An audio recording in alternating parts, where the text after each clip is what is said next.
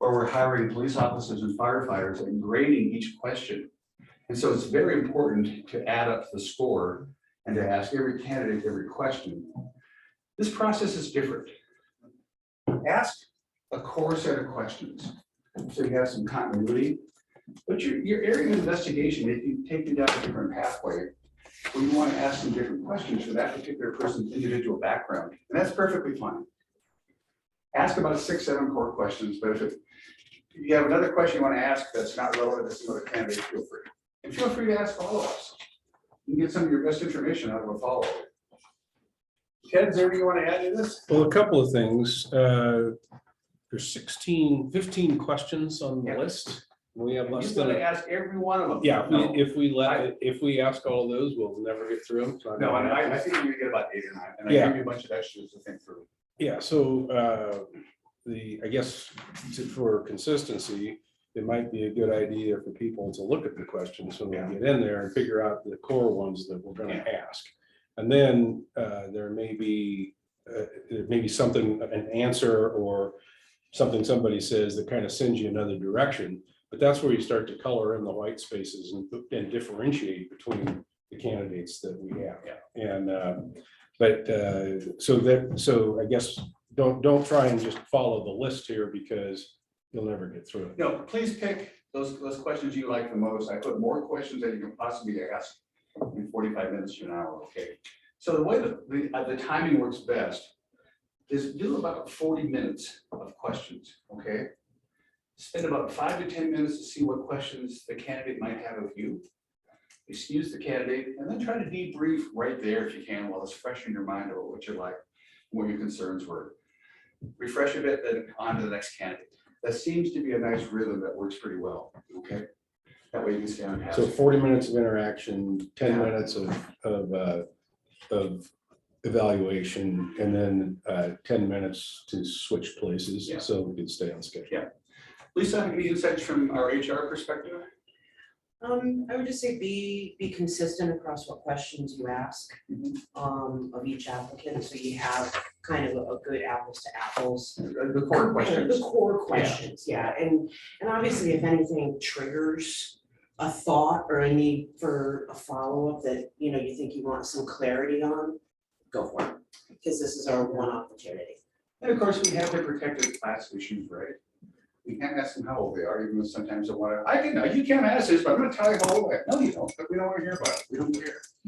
What we care about is your energy level. What we care about is your work habits. Well, I was a member of the church down there. I was on the board. Is there one of those churches here? Well, yeah, I happen to be on that church. And pretty soon you're selecting on a religious preference. Those are the traps we fall into in today's world. So just be careful of that, okay? Facilitators will help you if there's a conversation straying off, they'll jump in and help keep us on task and on target. Any questions? Besides the process, could you kind of give me a schedule for the day? Yeah, we actually have a schedule in your packet that we'll pass out, but it should be. Let me defer that if you don't mind to the facilitators, and we'll get moving here. I want to get you off to your rooms and so you get organized. And if we start 15 minutes late, that'll give you enough time to get organized, get everything going. So maybe let's think about starting 15 minutes after the hour. Would that be okay? What do you think? Sure. Because it's that'd be fine. I mean, the rooms are set up, so. well, I'll come in and check. Okay. Okay, perfect. Okay, so you want to pick your team, and that your B, and we're all fire. All the B rock stars are always. Okay. So let's go ahead and do the report. Yeah. Thank you. Thank you. Yeah, I don't see them anymore. These are the Finalist packets. And I'm not seeing them. I have an extra one in my. Okay, I've got one. And if you would give that one to Tom, Thank you guys. the gentleman who asked for it, I'll get Are mine. you A? Okay. All right, you're off to A. Off to A. Right. Which is down at the end of the hall to the right. Okay. Thank you. Thank you all for being here and doing this so early. Yes. And in the middle of the day and in the late. Yes. All the Lisa selected all the staff. Got it. Yeah, Lisa selected the staff. Got it. Okay, good. Yeah. Thanks. Thank you. Are you missing a pen? Oh, fair enough. So. You got I do. Well, welcome. I'm glad you're here. I want to make sure that we had, if you're on a panel and I screwed and didn't tell you where to go. Hey, Greg. Greg, Just yes. you, so Fiction, I have a question. Yes, ma'am. We're gonna need to pull someone over to here, because panel A, that one is a little smaller. It's the one I was telling you about last night. Oh, could we, well, yeah, you gotta just go in the other direction with the other channel. Did you want to pull a staff member over? Because I know originally you Yeah, I had. think I'll pull Shannon. That We're works. going over the world. Yeah. Okay. I was, Okay. I was, Yep, okay, I didn't perfect. know the I'm rules fine with changed. that. That's okay, I didn't need it, so it's all good. Yeah, Okay. thanks for being flexible, Lisa and No Shannon. problem. Good morning, Shannon. Good morning, how are you? Good morning. Good, how are you? Shannon is a morning person, huh? I love. He looks like He a looks baby, just like bright and see? smiling. Good morning, Tori. Good morning. Commissioner Lyons, Yeah, welcome back. Still might be a little slow, but we'll figure it out. Thanks. I'm not back. I'm in Santa Fe. I was gonna say, I don't think he's here. You're mentally back. I feel your mental energy. I'm just gonna run these down. I guess. I'm not a morning person. That's fair. We'll say hi to Santa Fe for Yeah, us. we Okay. should want to see in there. It's a good state to be in. Oh, we're just waiting for Mel and Quentin. And you can catch them up. Yes. Can you catch them up on the little thing you said about, the little bit you said about the commission and our role versus panelist role? Oh, yeah, Okay, thank absolutely. you. Yeah. Commission for decision. Did I state that correctly? I mean, I think, yeah, that sounds consistent with the law. Yeah. I just want to make sure that there's a lot going on. So I want to make sure they get to this. Morning, gentlemen. Good morning. Hi, guys. Starting at 8. 7:30. Well, we're starting interviewing at 8, but we had a briefing at 7:30. You're fine. You guys are fine.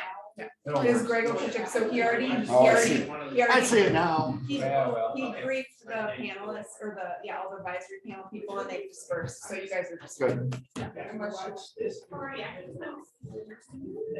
Well, thank you so much. I appreciate that. All right, Oh, careful. Do we have a way to get these to Tori as well? I don't.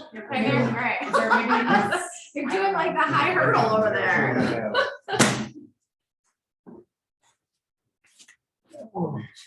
Maybe there's where we can summarize them for Tori when we do the. Well, anyway, so good morning, everyone. Good morning. And this microphone really only picks up whoever's sitting right next to it, Okay.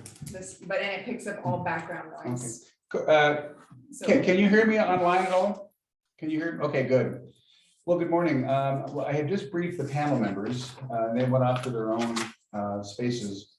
And I asked them to work on strengths and weaknesses only, not rank the candidates 1, 2, 3, 4. Because really, you are burdened with that responsibility of selection statutorily. And in my experience, at least, it's not helpful to be told who somebody else's number one is. That's your job. But what is helpful to hear their insights on a candidate's strengths, their weaknesses, how well they fit. I mean, the stuff that will be helpful for you to make a right decision. So that's how we've asked the panelists to come back to you with, okay? We've asked them to come back on a consensus basis with each group rather than having some outlier saying, well, this person's horrible or this person's great. Okay, I want to hear what the panel has to say. Does that make sense? Okay? Do you also online? Okay. So that's what we were hoping for. This Tori up there. He's right there. Yeah, he's awake. He's there. He's there. We have all of the comments from last night here, and I'm going to pass those around. And Tori, we're trying to figure out how to get you a copy of some of this so you can look at it. I might see if I can get a staff member just to photocopy all of this into a PDF and send it to you. That might be the easiest way. So let me work on that during the course of the day, and I'll see if I can get that to you, all right? Okay. Well, I got some other jobs for you every now and then. We have questions to look at first. I need commissioner level work for you. Here is a series of questions that I've suggested. Got it. You got them already? I'll pass one here, just in case you don't. And do you have these, also these questions? He was emailed these. I think we emailed these to you, right? Yeah. Let's go through and see which questions you think are the ones you want to ask. And if there's others you want to substitute perhaps for the ones that I suggested.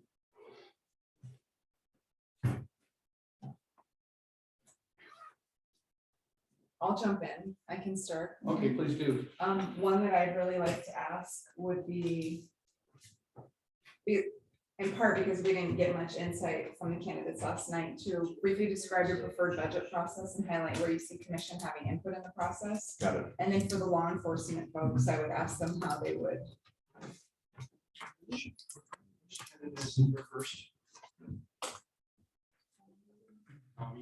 Taking Dale too, because we're in the Yes, seats. it's- Okay. yes.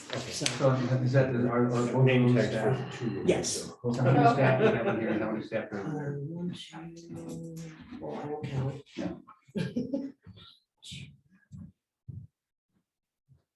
5. 5 versus. 2. What's the So, issue? so let's bounce somebody else out there. Let's keep the staff about balance, please. Okay, Okay. So you want me to move a staff person over, or I mean, a public person over? Please. Yeah, as opposed to, so right now, if we. So from panel A to panel B, Yeah, how about, let's see, what's the gender? I'm just like looking, do we like equal gender balance? It's like a good thing. That place to start. 1, 2, 3, 4, 5. And Shannon's gonna stay where he is, or Shannon's gonna come back to A? well, Shannon went over initially and then she needed one more seat moved over, I so. just had Shannon listed both places, so I don't wanna double count. yeah, Where's Shannon Shannon's- moved So over he's to gonna stay in B. B, so I'm gonna just do this. And then she was looking at taking one more staff over there. I thought that would imbalance it, so Yeah. that, So we need to move up. Do you want me to move Mary Beebe? She'd be in, not Mary, Sarah. She'd be in with Mary then. I don't know if that unbalances gender. So we need to move one of these people over to here. No, I would keep Mary and Sarah on different panels since they're Okay, that's fine. related. Yeah. And then we can move Heidi over here. Is that the idea? But I'm confused because how, if we move Heidi over, then we have 1, 2, 3, 4, 5, 6 on one panel. And we have 1, 2, 3, 4, 5, 6, 7, 8, 9 on the other panel. There's not enough seats in that other room is the problem. So you're saying that this room is smaller than that room? Oh, yeah. This would have been nice to know in advance. And not on the spot.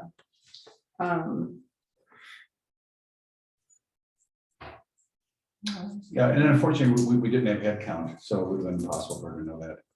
So, We knew that there would be 7, 8 So- people on a panel, so we did. I would say move. Yeah, let's just move. More than those folks, yeah, let's move Tom Schellenberg over. Okay. Okay. that's me. And you want Dale to stay in panel A? That's good. Okay. I think that works, isn't it? I mean, do you have a reason you want to move them over? Do you need to move them over? I was just opening a seat. Oh, gotcha. Okay, It yeah. was, it Yeah, was let's taking move staff Tom over. versus Let's trying do- to pick one of yours. Let's do Tom, so we can keep the staff balance, like you suggested, and Tom over. Thank you. Thanks, Lisa. Okay, Okay. so back to the Back to agenda. questions So I now. would say the budget, but then for the law enforcement folks, asking them, All right, how do they check their bias when they're thinking about budget? all right, so we have number 6 taken. Any questions you like?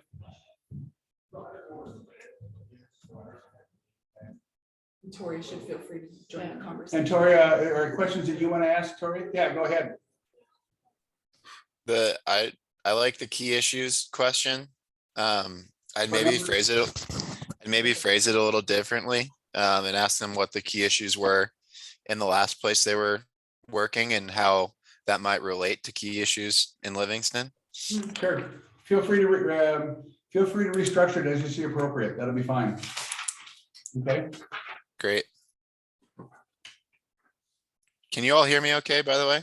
yeah, Yes, you're perfect. Yeah, Great. thanks, Tori. It's pretty comprehensive. Yeah. Broad. Well, we should try to get at least 7 questions identified. Okay, so other Yeah. commissioners, what are questions you want to ask besides those two?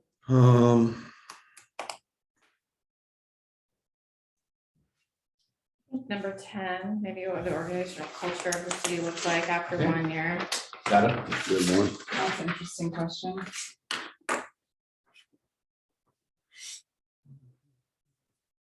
What do you think, sir? Which question do you I like? learned something last night. After our thing, I went over and listened to my daughter.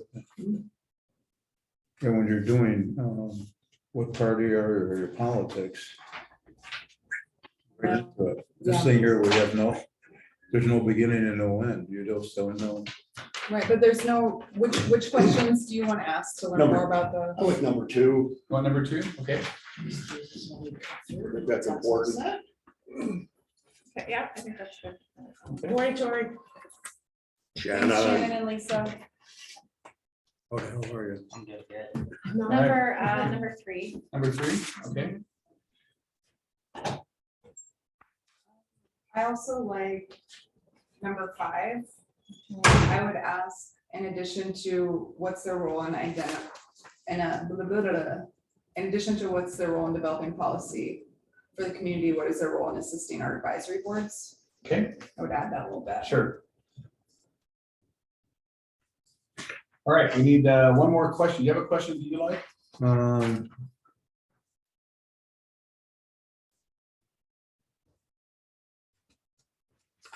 Number 6. I think we got Yeah, that we got one. that one. We Yeah. got that one. Yeah. And I love consensus. Yeah, a good one. Another one you might want? Then we might as well go with 7. Economic development. Oh, yeah, that's a good one. Yeah, we can do 7. Okay, good. That's a good one, though. All right. So we've got 1, 2, 3, 4, 5, 6, 7 questions identified, That's which good. is great. I think let's make sure we ask all 7 of those for consistency. But then beyond that, go where your investigation takes you.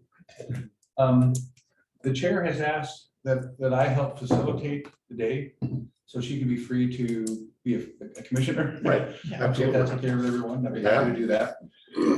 So what that means is I'll go ahead and get the candidates, bring them in. If it's okay with the commission, if I see that the candidate's not getting to the core of the question, do you mind if I ask a follow-up or a clarifying question on your behalf? That'd be great. Okay, are you okay with that, Tori? Yeah.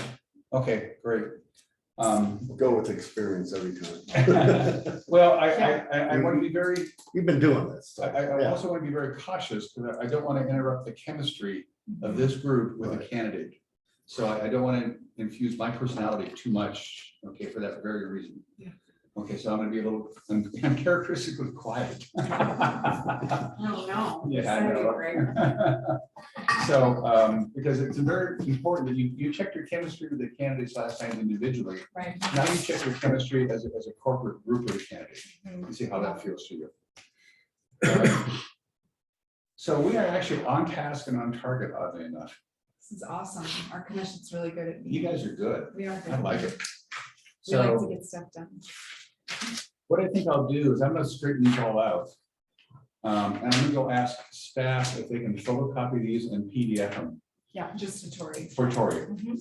Okay, Tori, we'll try to get these to you. And in the meantime, once that's done, then I'll pass them on to you guys. You can look at them over the course of the day, okay?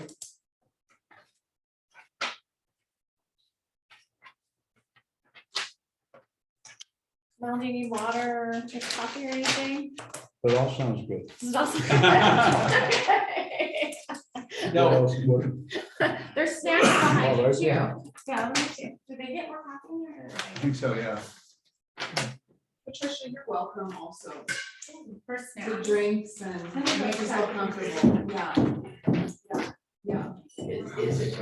Yeah, I think Carrie's gonna grab some more cups, but make yourself comfortable. Yeah. I don't know if I gave her a coffee or not. I don't know if I do that. Is a fellow University of Washington. That's right, we're fellow Huskies. We talked last night, she went to the University of Washington, so did I. Patricia, do you want me to, can we move a chair so you don't? No, what does she think? Because we can slide this over so you're not right next to the door if you'd like, so you're. Okay, yeah. Thank you so And then much. She may be able to see though, like the candidate better from there. She can maybe see the candidates if that Oh, might be. yeah. nice. Yeah, I was just thinking. Where would you prefer to sit too? You can always sit, we can always sit. Over here, or- Sides, Yeah. so you can see their I face. don't need to be interested, so wherever it's. Well, I want to be able to see their face, so you can. But you're welcome. The important part is you're welcome. Well, Yeah. thank you. Do you Yeah. want to sit over here on that That wall? sounds really. Okay, let me take your stuff and I can carry it while you get your. Thank you so much. Yeah, of course. It's funny that there's this dog toy I've been noticing over here, Because if you weren't welcome, I would give you a hard time. I believe. like it's a dog friendly building. Oh, yeah. I forgot. Had a hard time. All right. Is this one for you, Patricia? Thank you so much. Of course. Okay, I'll be right back, okay? Yep. I'll see if I find a candidate. We got Of course. We've got Tony. Tony first, yeah. It's gonna be a long day, so settle and get comfy. And you know where the bathrooms are here if you need them? Okay, good. We have the important things. Yeah. I think that's like numero uno is taking care of our bodies on this. Well, anytime that's really mother. I am a mother and I'm not embarrassed by that. It's a good thing. I've come as my whole self. And speaking of mothers and sons, your son had a big debut this week, huh? Was it wonderful? I Did you see the haven't seen movie? it yet. I want to see it. I have like the card next to my bed because I want to go see I it. think that through the 20th. it's Yeah. gonna be big. Great movie, great. Did you see I've it? heard a lot of good, I've heard only good Yeah. things Well, about it, we're Patricia. opening night. Yeah, Oh, wonderful. People have been saying really positive things, so Well, good it's at job. the Chelsea Film Festival. in New Yeah. York. very good. You must be very proud. You know, he just is, I want to do this and then he just does it. But they have Starting nice to do top, I think I reception. got going, so. Oh, I'm getting some What? But then I did not know he had children that after all these years. Oh, yeah, Quentin's a family man. He's got grandkids too. Mm-hmm. How many children do you have? 3 boys. Yeah, well, the man that owns the owl thinks the world. Oh, yeah, well, Friends, yeah, kids. like Patrick grew up with my boys and stuff, so they were the first friends we made when we moved here. How old's your granddaughter now? I think She's gonna be 11 Yeah, and the other one's 2 oh my and the gosh. boy is, I don't know, 6 months or something. We got one of Missoula, my right? The daughters- baby's Missoula. Yeah, One of my daughters coming in by plane this afternoon. Ellie's gonna pick her up. She's coming from Boston. You have jet setters. Your family is a bunch of jet She's setters. got 2 little gals. They're beautiful girls. Yeah. All good stuff. It is good stuff. It's the best stuff. Her husband is an architect in Boston. Specializes in building hospitals, Oh, wow. and he's working on 2 right now with Boston. He's with one of the biggest firms in the country, so they're in pretty good shape. All the kids have done well. That's great. Yeah. It's a tough process. Yeah, I think it's gonna be great though. I think we have really good engagement with our community and I think it's gonna be a great day. All right, look who I found wandering the halls. Well, hello there, sir. I'm right up Thanks for joining us. We're gonna take the seat of honor. See you tomorrow. Yeah, That's right. Well, we got fresh batteries in, so it's Thank you. heating up nicely. yeah. oh, That's one of the best. I thought it was gonna be the shocker. Now, that's for the later groups. We're the kinder, gentler group here, okay? We're the nice folks. So, And so we're recording. It looks like we have some members of the public, which is great. We have Tori. And Greg's gonna kick us off. all right. Well, listen, welcome again. Thanks for coming and hope you enjoyed last night. That's great. We actually have a bunch of questions. We have 7 core questions and then we'll see where the conversation takes us. We've got just about 40 minutes to get to these questions. Okay. If you don't mind, I'll just start with an easy one. And that is, what made you apply for this position and why do you think you might be a good fit for the job? Well, the city itself as a community, is very inviting for city manager to come. So, and I'm gonna stop and ask, now, Okay. Corey, can you hear okay? Yeah, I can hear. You can hear his answer just fine, okay, very good, I'll thank speak you. up slow. No, that's fine. Okay, well, I say, you know, the city is a community, you know, of people. And I think that's the most important thing is when I look to, want to go to work, why I've been involved in public service is, you know, can be part of something that's better, try to make it better. But the other thing is, you know, work with people. Second thing, when I was out here before, you know, the staff impressed me. And it always is good reflection on the elected officials. Because, you know, when you have good staff, professional staff, as a city manager, that really helps you with your team. And that's what it's all about. It's not about one person, it's about everybody working together. Looking over some of the YouTube meetings, you have a good decorum in today's political atmosphere. You don't see that as often. But you do in a lot of small, cities. And I think Livingston, you know, has great challenges. They're not overwhelming. And when you want to come to work, you want to have a challenge. So those were some of the main points of why Livingston was something I come back and apply that. Very good. All right, who'd like to start with a question? I'll start, Okay, see which ones I said I would take. I think you had 6, I think was the one that you. Yeah, identified that's first. what I wanted to ask Yeah. first, so, I'm interested in hearing your budget process, what that would look like with the commission and where the commission would input the process, and also, given your law enforcement background, I'm interested in how you would bring balance and not have a particular bias for a certain department over another. Well, the budget process is ongoing every day, every week. With the commission, I think the best way to work budget through is to truly have, you know, plans in place. So you can just sort of go through that catalog. So if you're to do capital planning, you know, get that involved. The commission, you know, when they adopt the capital plans, it makes it easier to look at the check marks. Where are we at today and where we're going to be for the budget. I think the other part is when you are working with the commission at their meetings, reflect where you're at the budget. I think monthly updates are very important. It helps with the staff, because the staff needs to know where they're at. I think the public, you know, transparency and the openness of, you know, where is our budget going. The other thing is to help anticipate those challenges that are forthcoming. I mean, when like the pandemic came up, I mean, we didn't know how that was going to impact, you know, a community and a budget until you start realizing, you know, the impact it's going to be to, you know, locally, nationally, and globally. So you need to be able to keep informed. It's a joint process. I don't believe there's any value in just saying, here's the manager's budget, Mr. and Mrs. Commissioners, the public, and to start talking. Okay. Now, if that's the way you know, your process is, which it isn't, it leaves out an important element.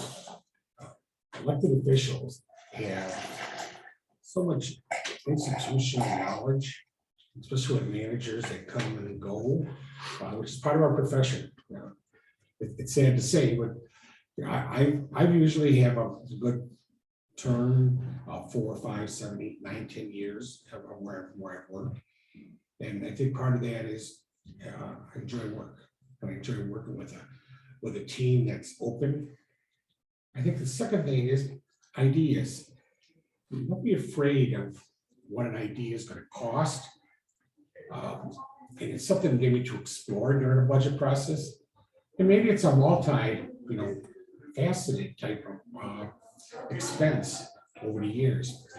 So you want to start that process early. And that's why I think those 5-year plans, anticipating where the revenues are gonna be.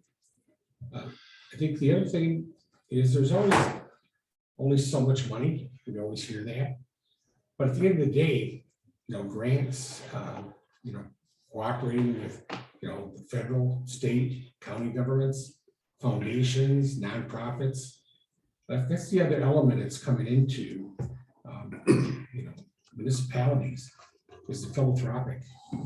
It is truly now part of our budget. Where I could tell you 15 years ago, we really thought about donations in reference to certain campaigns, like we're going to do a park. You think about the philanthropic and the revenue as something that is ongoing, and you need to encourage that throughout the organization. Not that we're out panhandling, but I think we need to have a good core value there that if someone starts mentioning they would like to do something special in a community, I think that's where we got to work with, but not as individuals. I think it's something, surprises are not good for myself, not good for home life. It's definitely not good working with the commission. So that's sort of how I work with budgets. And it's very important. I think the other thing is if you have a lesson learned because we didn't anticipate an expense, I think it's very good to reflect back. Where did we miss it? And how did we miss it? Not to point fingers, but let's get better. And we can always do that. So, and I think the other thing is budget reviews by third parties. You have a budget that's an award budget. I think that's a great process to go through the checks and balances. And then the last thing is you got to meet the legal requirements. Don't try to, some people will say, well, let's wink and nod on this one. No, you got to stay true. And the public needs to know where the money is going. And we need to be open about that. Second part about the law enforcement, that's a great question, by the way. I've had that asked before. I've been not working in law enforcement for over 20 years now. I'm active, in the associations and things. There's always going to be a bias a little bit that you gotta the fire department always has a challenge. Public Works comes up and goes, well, he's always going to do everything in the police department. I don't try to overemphasize that I need to compensate for that, but I'm aware of that bias that they have. So sometimes it's best to just relax a little bit, and when you're doing your team building, let it all come out on the table. And let them understand I've been very successful in accomplishing a lot of projects that are non-police. But I think we should look at police, fire, public works, parks, as individuals. It's all a team now. And I think we really realized that through the pandemic. We have to be able to work together, and we have to be able to cross over with each other. So there's yes, there's a certain need for police, a certain need for fire, but at the end of the day, it's supposed to be good for all.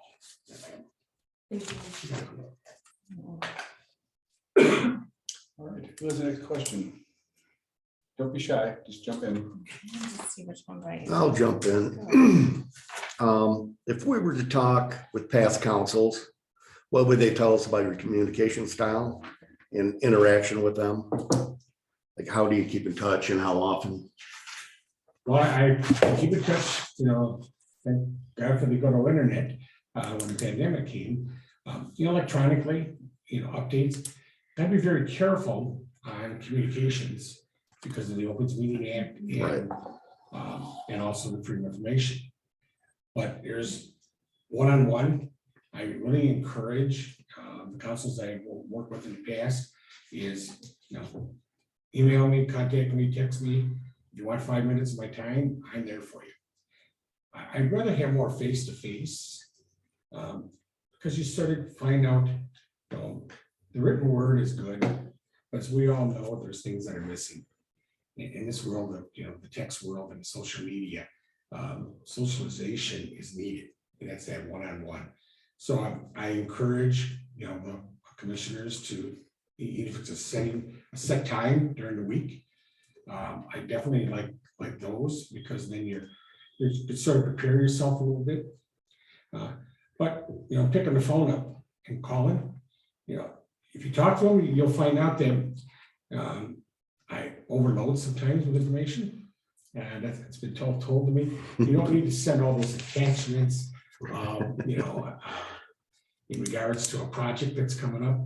Just give us that little quick, work, like a dashboard. I've learned from that and gotten better at it. With being more of a journalist, keeping that, you only got so much space, 90 words, that's all you should do. And practice that. Also with the team members, allowing them to, have that ability to be involved in the communication. I think that's very important, that it isn't going one way, that what commissioners are receiving, the staff's aware of it. Now that's talking about operations. There's things that, there's gotta be that one-on-one we have where there is some confidentiality, because I want to have that openness to where you could shoot an idea and me, I shoot ideas back, and we sort of, test the waters with each other. If you talk to, councils, they'll say the one thing that they get nervous about, because I'm staying active and involved in the community, they'll walk into church and they'll go, hey, we heard that the city's going to take on, safe walk program with the schools. And, that's so great to be able to start addressing the accessibility at the intersections and everything like that. This is just an example that came out. I was at a community meeting and with mothers, fathers too, for school children. And I was brought up that we have more disabled, on adult side and also on the children's side. And they talked about an accessibility, program. It was just an idea in a meeting. Somebody in social media started going, and then they walked to the church, and we didn't know we're doing this. I says, well, we're not. It's an idea. And then I would say, well, that was one of those surprises. I wish I didn't know about your idea. It wasn't my idea. It actually came from a meeting. And I work with that. I know that happens. Yeah. So to move on, when you meet resistance from subordinates when implementing change, what initiatives would you implement to reach a successful outcome? It's timing. I've learned you get their patience. You gotta be true to your word. Let them start building a trust relationship. There's always gonna be that hallway discussions going on. I think those are healthy. We definitely learned that when we do a shutdown and everybody comes back to work, get more open and everybody seems a little cautious of talking. But it does happen when you implement change. You gotta give it time. The other thing is, if there is a performance issue or even a personality issue, I think those are one-on-one conversations. I also believe training is a key element. There is such great programs out there in regards to, organizational behavior. And sometimes some people don't realize that they're walking around looking like a Grinch. It's just, and you go, next meeting, we're going to be having maybe a little more team building, but you're not gonna win over implementation and transition to some team building exercises. That is unrealistic. It doesn't happen overnight. So you gotta be patient. Then there is a time to ask that question, especially at I sort of think time when I interview them and they interview me at the beginning, get to know what my goals are going to be and what I sort of enjoy about work. And then sort of drag it out of them, what makes you come to work every day.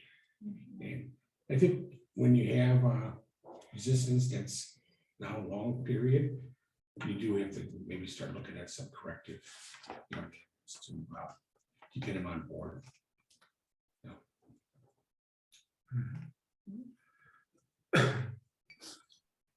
I don't see on here, but one of our trouble areas is annexation Yes, of property. I'm just wondering what your background is.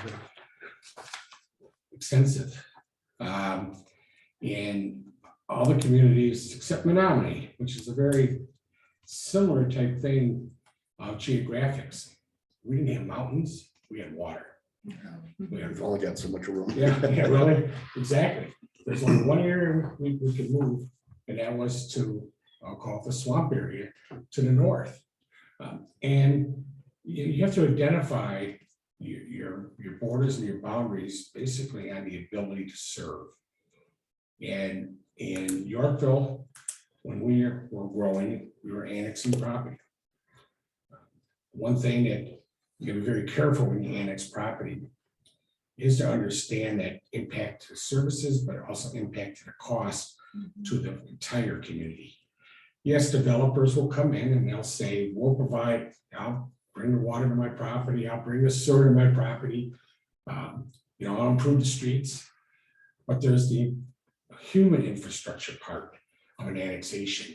It really needs to come out through the process, which means what's that going to be an impact, not just to the operational part, but to the community itself. Are the schools prepared? Can our parks facilities, you know, handle the influx of, you know, new residents? Because the new residents should have the same ability of enjoying the community as the older residents have been there. And it shouldn't have anything special. So when you work with the annexations, truly develop the design for the entire property. Just to jump out and grab 200 acres and 40 acres is what the developer says I want to develop. Well, let's think about the 160. You know, if the sewer size is 8 inches, you know, you want to have that sewer size be able to work their property and beyond, if the beyond is necessary. I mean, there is a time as commissioners and as our community, there has to be borders, you know, and trying to look at the borders here, you've got 2 interstates. So you sort of have an identified border there. And anything around an interstate is usually prime opportunities for your commercial growth, especially if you have millions of cars going by in a year.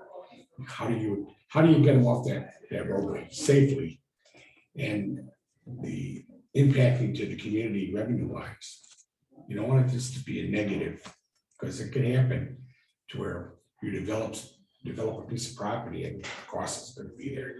Police and fire are stressed as it is. Public works is, I think, stressed more. And I think you have to be very careful with annexations, that you do your homework. I think the other thing is no surprises to the community. None of these, here's an annexation we've been talking about. And it's got nice plans to it. It's got all, and somebody's gonna say, when have you been talking about this? This is first we're hearing about it. I think that's not good. And there was a theory at one point that is the way to work, because it's property owners, you got to protect their privacy. You want them to be able to profit on their sale.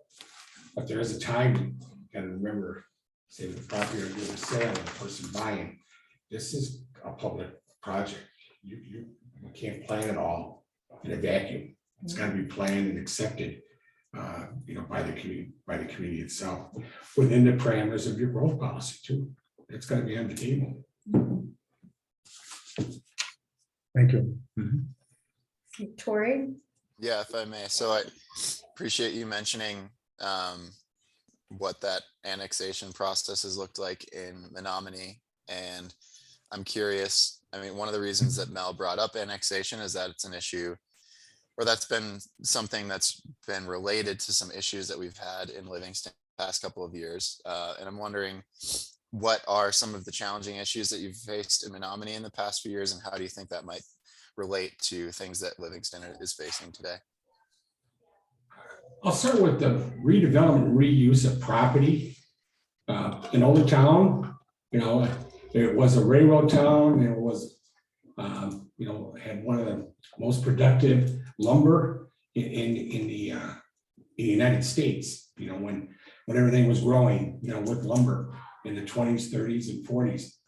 So the community transition over time from being, lumber as their main industry, but having transportation for water, to transport goods by water.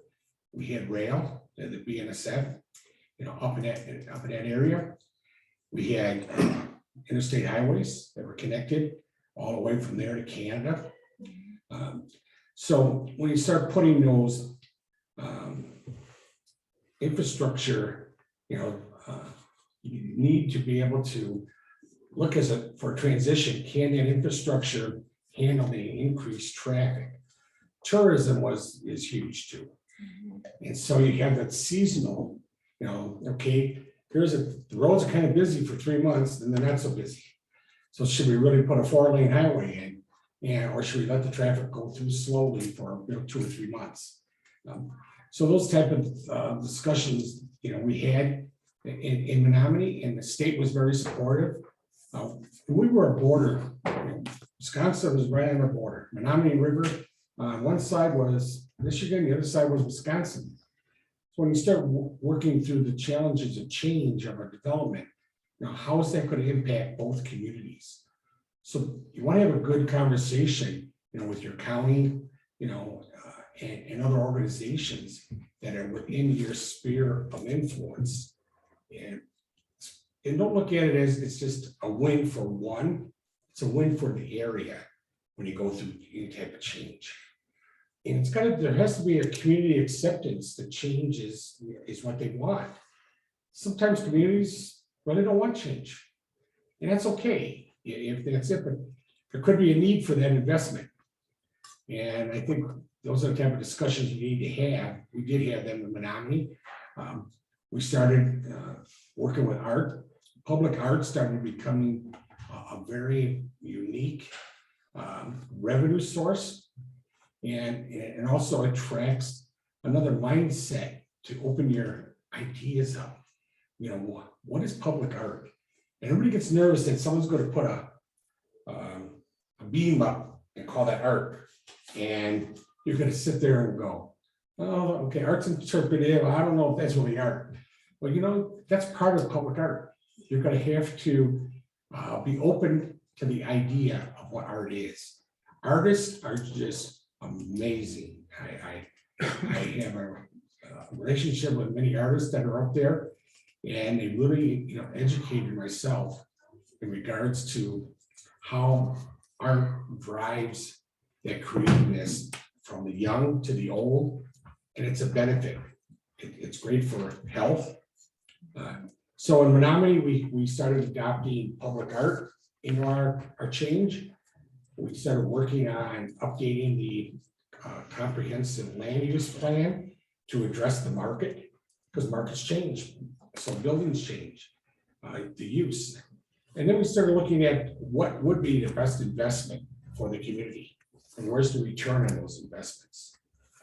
And lastly, we really had to do an assessment of our infrastructure. So we did water, sewer, roads, and Michigan is one of the first states that actually started the asset management process, where the state helped fund those projects. Those studies were $600, $800 million, which we had in Menominee come in. Once you get those plans and you understand your liability, and you know what your asset is, and you all of a sudden see liabilities here and your assets here. You want to bring your asset up to here, so that you truly, like any other business, you got a solid balance sheet. And that's very important to change regards to the infrastructure. Can it really service the redevelopment of a community? Thank you. So I'm just gonna jump in with the follow-up question. So or maybe I missed it. I lost connection for a little bit there, but what do you see as the challenges facing Livingston? So I think I was hearing that more in the context of Menominee. And what do you see as the key challenges here in Livingston right now? Very, very similar when it comes down to infrastructure. You know, you're now at a point to where the state recognizes that you're eligible for the revolving loan program because your water rates now are at the level that could support, repaying back the loan. And there's communities that have that challenge. They're afraid to raise the water rates. And everybody always says, well, if you raise the water rates for a loan, to get a loan, what's that all about? They don't believe it. There's a trust issue. You're raising the water rates because you're gonna hire more people and you're gonna do all this. No, for being able to get a revolving loan, it's just like when you're buying a house. You got 28% of your income. You better have that to get a loan. If you don't have it, you can't get the loan. Well, it's the same thing with improving water or even improving your sewer system. How you gotta pay back. And everybody has to have, and I use the word, feel the pain a little bit. But at the end, it's for liability that's going to be improved into an asset, long-term asset too. So that's some of the challenges I think Livingston has too. Yeah, it's ongoing in every community. Just infrastructure is aging, yeah. It is around. And playing catch up, Yeah. And Tony, I noticed on here that you worked with the Brownfield Authority. Yes. So brownfields in Menominee, would that be to reclaim some of that land? Is that what that would have been? Correct. We had the big box stores. Mhm. They're no longer viable. But in the area where the big box store was for this shopping mall, was a great shopping mall back in the 70s and 80s, one of the first ones built up in that area. But they also had dry cleaners. They also had other businesses that worked in that property. So to really attract the other incentives that you could receive for the developer to receive, that's not going to impact the community. We need to create the Brownfield Authority so that we can qualify for the Brownfield process and funding. And those type of things doesn't always have to be, I'll call it the properties that were reclaimed that had hazardous materials. And it's a criteria. But a brownfield is opened up also when land is no longer deemed a use because of the use that was there in the past. So you could truly now use brownfield beyond that hazardous materials, the gas stations, the industrial waste that they decided to put in barrels and bury on the property. So it's a good tool. It's recognized nationally and state. And the other thing it does, it brings a process of letting the community in. So it isn't always the meetings with the developer. Okay, we're going to create this brownfield for you, so you can build this. And then everybody goes and says, well, they're going to get a 10-year tax break, they're going to get a frozen assessment. Who made that decision? Well, there's other advisory board called the Brownfield Authority. Got to have those meetings ahead of time. yeah, And they are advertised, and everybody's busy. So you could have public meetings and people will say, when did you have it? Well, it was advertised. We even talked about it at our meetings. Okay. So you have to take that extra effort of going out into the community. And I think the other thing to do, you gotta knock on neighbors' doors. You have to let the developer do that too, or even a property owner. Saying, hey, I'm looking to redevelop this land, reuse it, and they're gonna go, whoa, that's great. I'm so glad that this old Kmart is gonna get tore down, or everybody thinks Kmart can be converted into a Target. The market would support that. So just an example from what I mean. We should make sure there's time for Fran to ask a question. I asked one. We're still doing fine. Okay, We got good. another 10 minutes, 12 minutes. Other questions? Yeah. I'll ask. I don't think this one's been asked yet. What's your role in assisting the city commission in developing policy decisions for the community? And you can include advisory boards in that as well. I think any policy has to be really vetted to the extent of, you know, the pros and cons for that policy. And what's the purpose for this policy? How is it going to improve communication, transparency, accountability? So you gotta put those little check marks there to understand it. And some policies are very simple, easy to realize. You could, with a crayon, you could write it, you know, and people will understand it. But generally, policy is something serious. If you have a difficult time in a couple of meetings with maybe a process, it's time to change it, because when you look at the books, it's been there for 50 years, it's time to change. Well, sometimes 50 years means it's also has a great solid foundation. Maybe we could tweak it, but let's talk about why we want to do the change.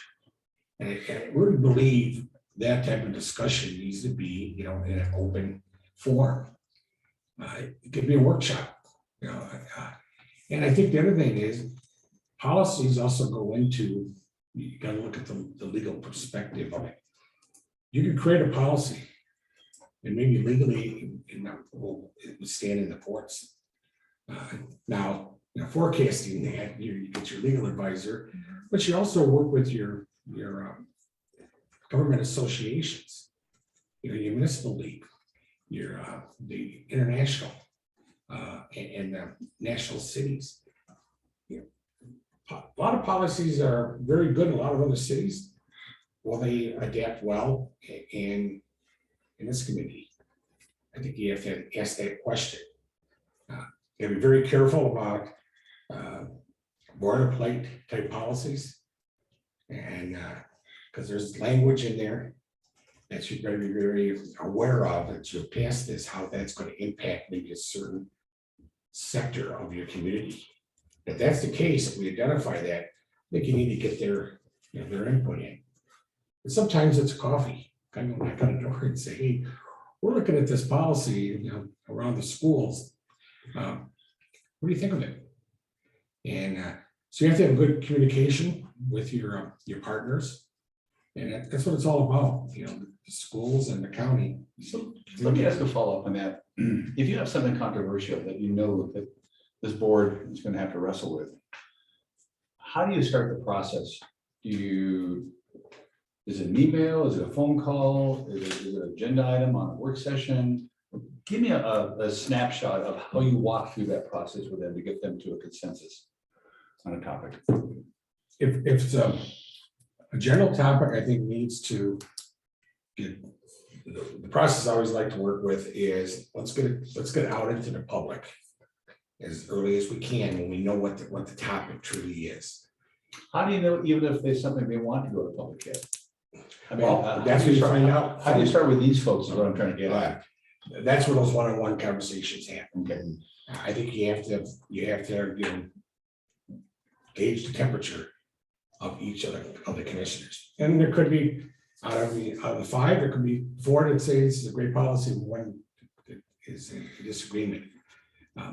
You know, I think driving anything through a process in consensus of 100% is great, but sometimes you just don't make it to that 100%. But you give opportunity for that discussion.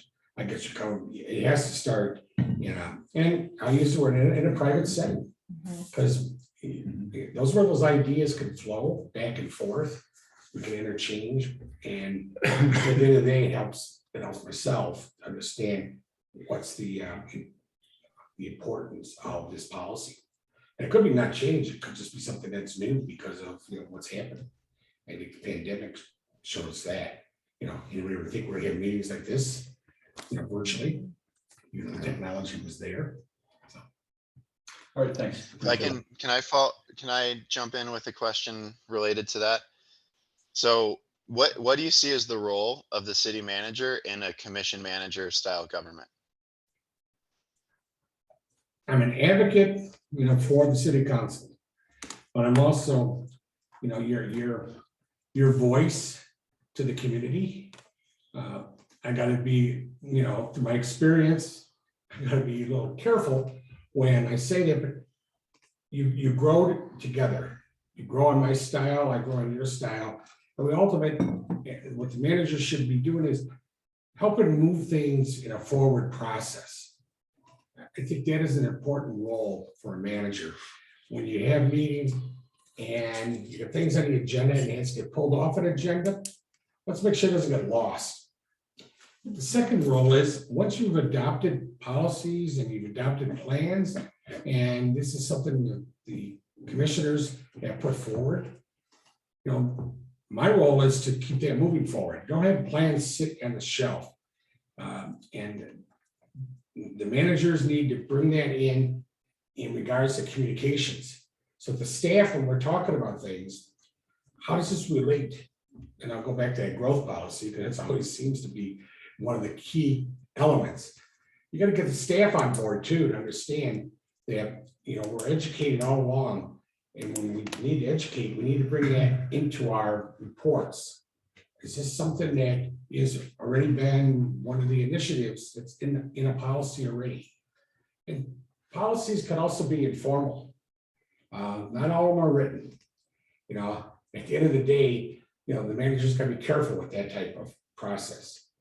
And that's where, if a manager's role is to, I use the word referee sometimes, but mainly I should be a facilitator and a moderator too.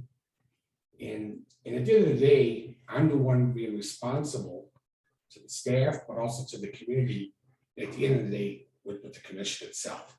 I think a manager also needs to have an ability to forecast to the commissioners of issues that are forthcoming in the environment of government. I think that's my role. You're busy enough. Can you read all the articles? Can you stay in tune to everything that's going on in the world that could impact or will impact our community? That's the role of a manager too, is to keep that FYI information flowing, and welcome that from commissioners. If they see an article about something going on in the town, forward it, respond back to it.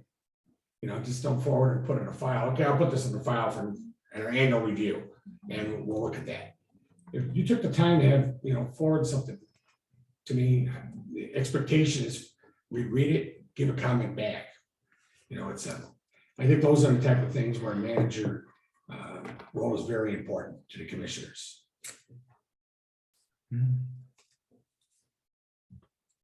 You get time for maybe one more question, if anybody has one. If not, you can ask,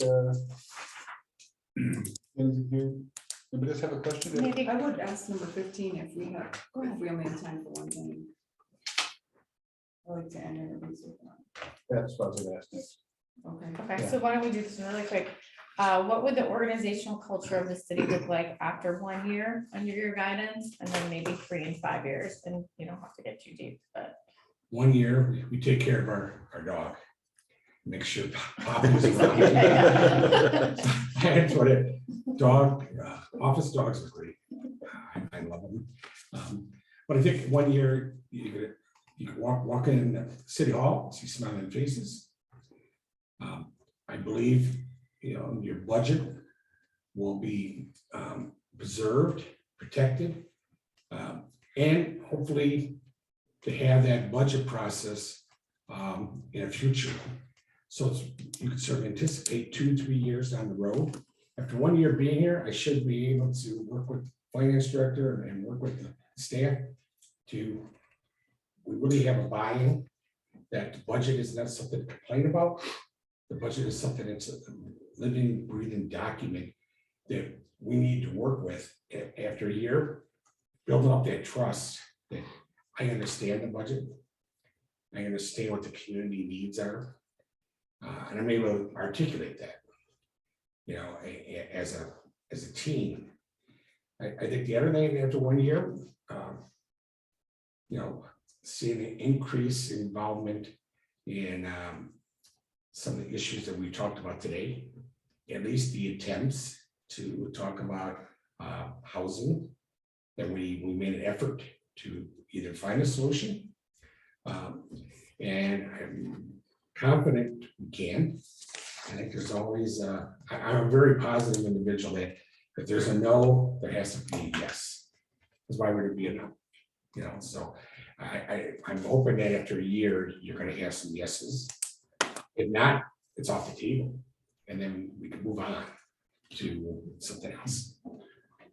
What questions do you have for this group?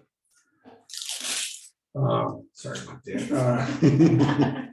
Well, You only get one of those. that's why I put it there. I was afraid the yard gets on the ground, Poppy comes over. It's gone, I can chase the dog around. The main question, you know, is taking on, you know, a manager's position as you're still have an emotional tie to, you know, a tragic, you know, incident that happened here. How do you feel? And maybe it's too sensitive, but I'll say it because in regards to moving forward with a legacy of what Michael started. Do you feel that is a legacy, or is it just in like that, you know, in regards to, you know, the manager, Michael? I would like to do it one-on-one, but it's got an opportunity. Might as well ask her right now. It's a tough question. Sorry, Yeah. put you on the spot. No, I think it's good to put us on the spot and ask those questions too.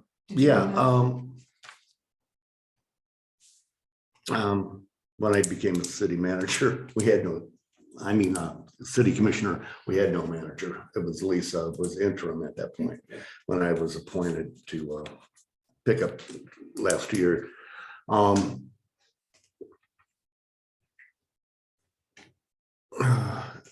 Mike brought a lot of outside looking in, you know, it's nice to have, you know, fresh eyes, and brought, you know, I mean, I've been here 30 years now, and having somebody with a different perspective and stuff like that, you know, made a huge difference. And I'm also, we started first thing off the bat, we don't have a strategic plan, you know, we don't have a guiding document. Okay. So, you know, things like that. And, you know, continue the, you know, the professionalism and looking forward, you know, in that way. Thank you. I can chime in as a mid-range commissioner. I think, you know, there were things that happened under Michael's tenure that were largely community driven. That would attribute to the residents and the citizens of Livingston more than to the commission or the like the executive branch. And then I think there's things that Michael moved forward that were squarely executive branch that the commission couldn't be the leader on, like just because of the way branches of government and I do think those things were valuable. An example would be impact fees. Like that's a conversation, that was a thing that needed to be dealt with, and that was definitely something that he took on. And then I think also Livingston is in this, Livingston, and when I say that, I mean all of us, like the whole community, not just government. We know that we're like in this really big transition time, I think, you know, with the pandemic and the special challenges of being the kind of community that we are, and the impacts that are happening, like you were talking about, you know, on a larger scale, what that means for Montana and our little place in Montana. So I think that it was a growing time for Livingston, regardless of who's in the city manager role and who's at the table for the commission. So I think that there's a lot of moving parts, and I don't think it was all on Michael. I think that he had a role to play, but I think that the community at large is really the impetus for a lot of the great documents and the great things that you've seen. Yeah, you're right on the point, though. It's a lot of communities going through that change. Yeah, and our community is extra involved compared to, I think, Yes, it many is. communities, Yeah. so.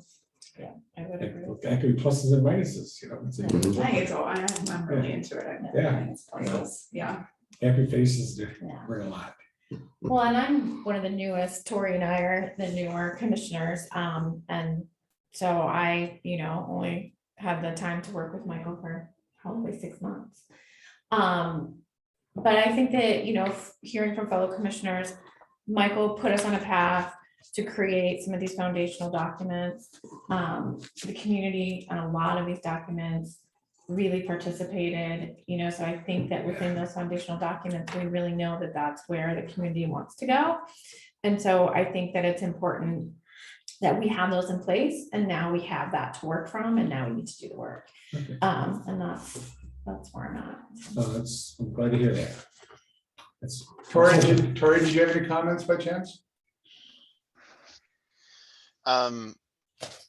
So I think I remember the question being like, what was the legacy of Michael? How do we see that? And how do we feel about someone else carrying that mantle? I think one thing that hasn't been said yet about the legacy of Michael was an incredible rapport with his staff. I think his staff legitimately loved him. And I think that that's actually going to be a challenge for the next city manager, because that level of camaraderie it's going to make a new person sting no matter who the new person is. And so it's going to take a great deal of interpersonal skills and emotional intelligence to navigate that situation. I think that situation has led to just tension in the staff more broadly. I think that they're on edge because their leader passed away, and that's I think that's going to be a massive challenge for the new city manager. So I think that's just something that you should be aware of, that you're going to be filling some large shoes, not just in Michael's capacity to do his job, but in his capacity to create an environment where the staff felt cared for and cared for their leader. So I think that's something you should know. Good to hear the insight on that. Yeah. Well, we probably need to wrap up for time. Any other final words of wisdom for us? Well, I would say this is a great process. You're vetting all of us, and hopefully I'm the right fit and want to be a manager. Want to live here, grow here, and take on a few of those challenges, and our work can be very self-satisfying. And that's what I do work for. A little satisfaction goes a long way in life. Thank you. Should we stop now and just hire him? Okay. All right. I would be okay with that, but that's not, that wouldn't be good. Thanks, Tony. Yeah. Definitely appreciate it. Oh, yeah. Well, Stickers don't like. I know. He's gonna get you some coffee, sir. How about that? It's sort of cool. Oh, it's great. It's great. Yeah, thank you so much. Thank you, Tony. Thank you. Feeling better today? Is your eye feeling better? Yeah. It's good to hear. Thanks, Tony. We appreciate it. Gotta thank the audience. Oh, yeah. Okay. Got it. I'm always here. You're always here. Yeah. Good job. So. Oh, I need a mouse. Are you pro for this? Mel, if you need a break, we have a couple minutes. If you need to take a break before the next candidate. I better do. We're not gonna, I'm not gonna have my normal. How's night. this for you? Oh, yeah. Well, it might pick up the sound from the computer, but I just don't want it to I be. don't think so. Okay, yeah, it probably has to go through the. So when microphone. everyone gets back, let's go through a little debrief on how the process went. Are there any big course corrections we want to make? Did we lose Tori? Okay, All right. we're gonna go to take, no, Commissioner Lyons is there, he just went on video, so he just, we're gonna take a break. Okay. I'm on. That would be Denny from Idaho. Yeah, yeah. Mhm. Isn't that, no, Texas. Oh. Yeah, Denny's from Jarl. West, but where is he? Now. He is in what panel?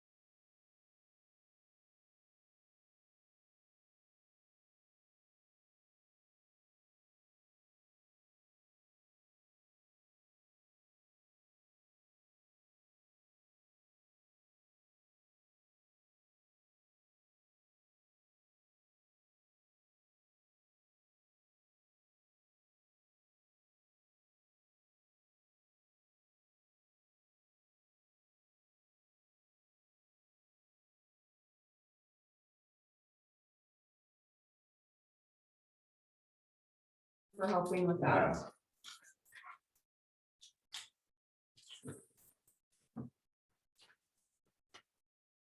You can hear it, Tori?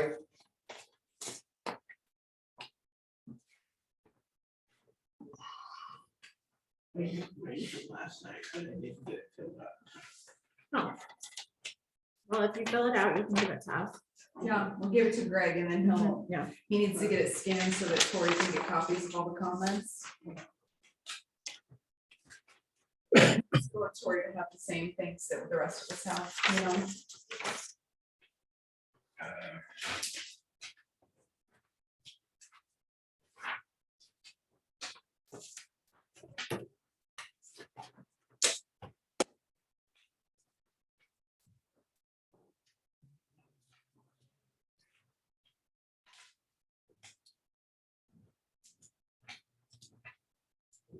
Are All these, right, wait, next up we have, are these the ones Mel look at already?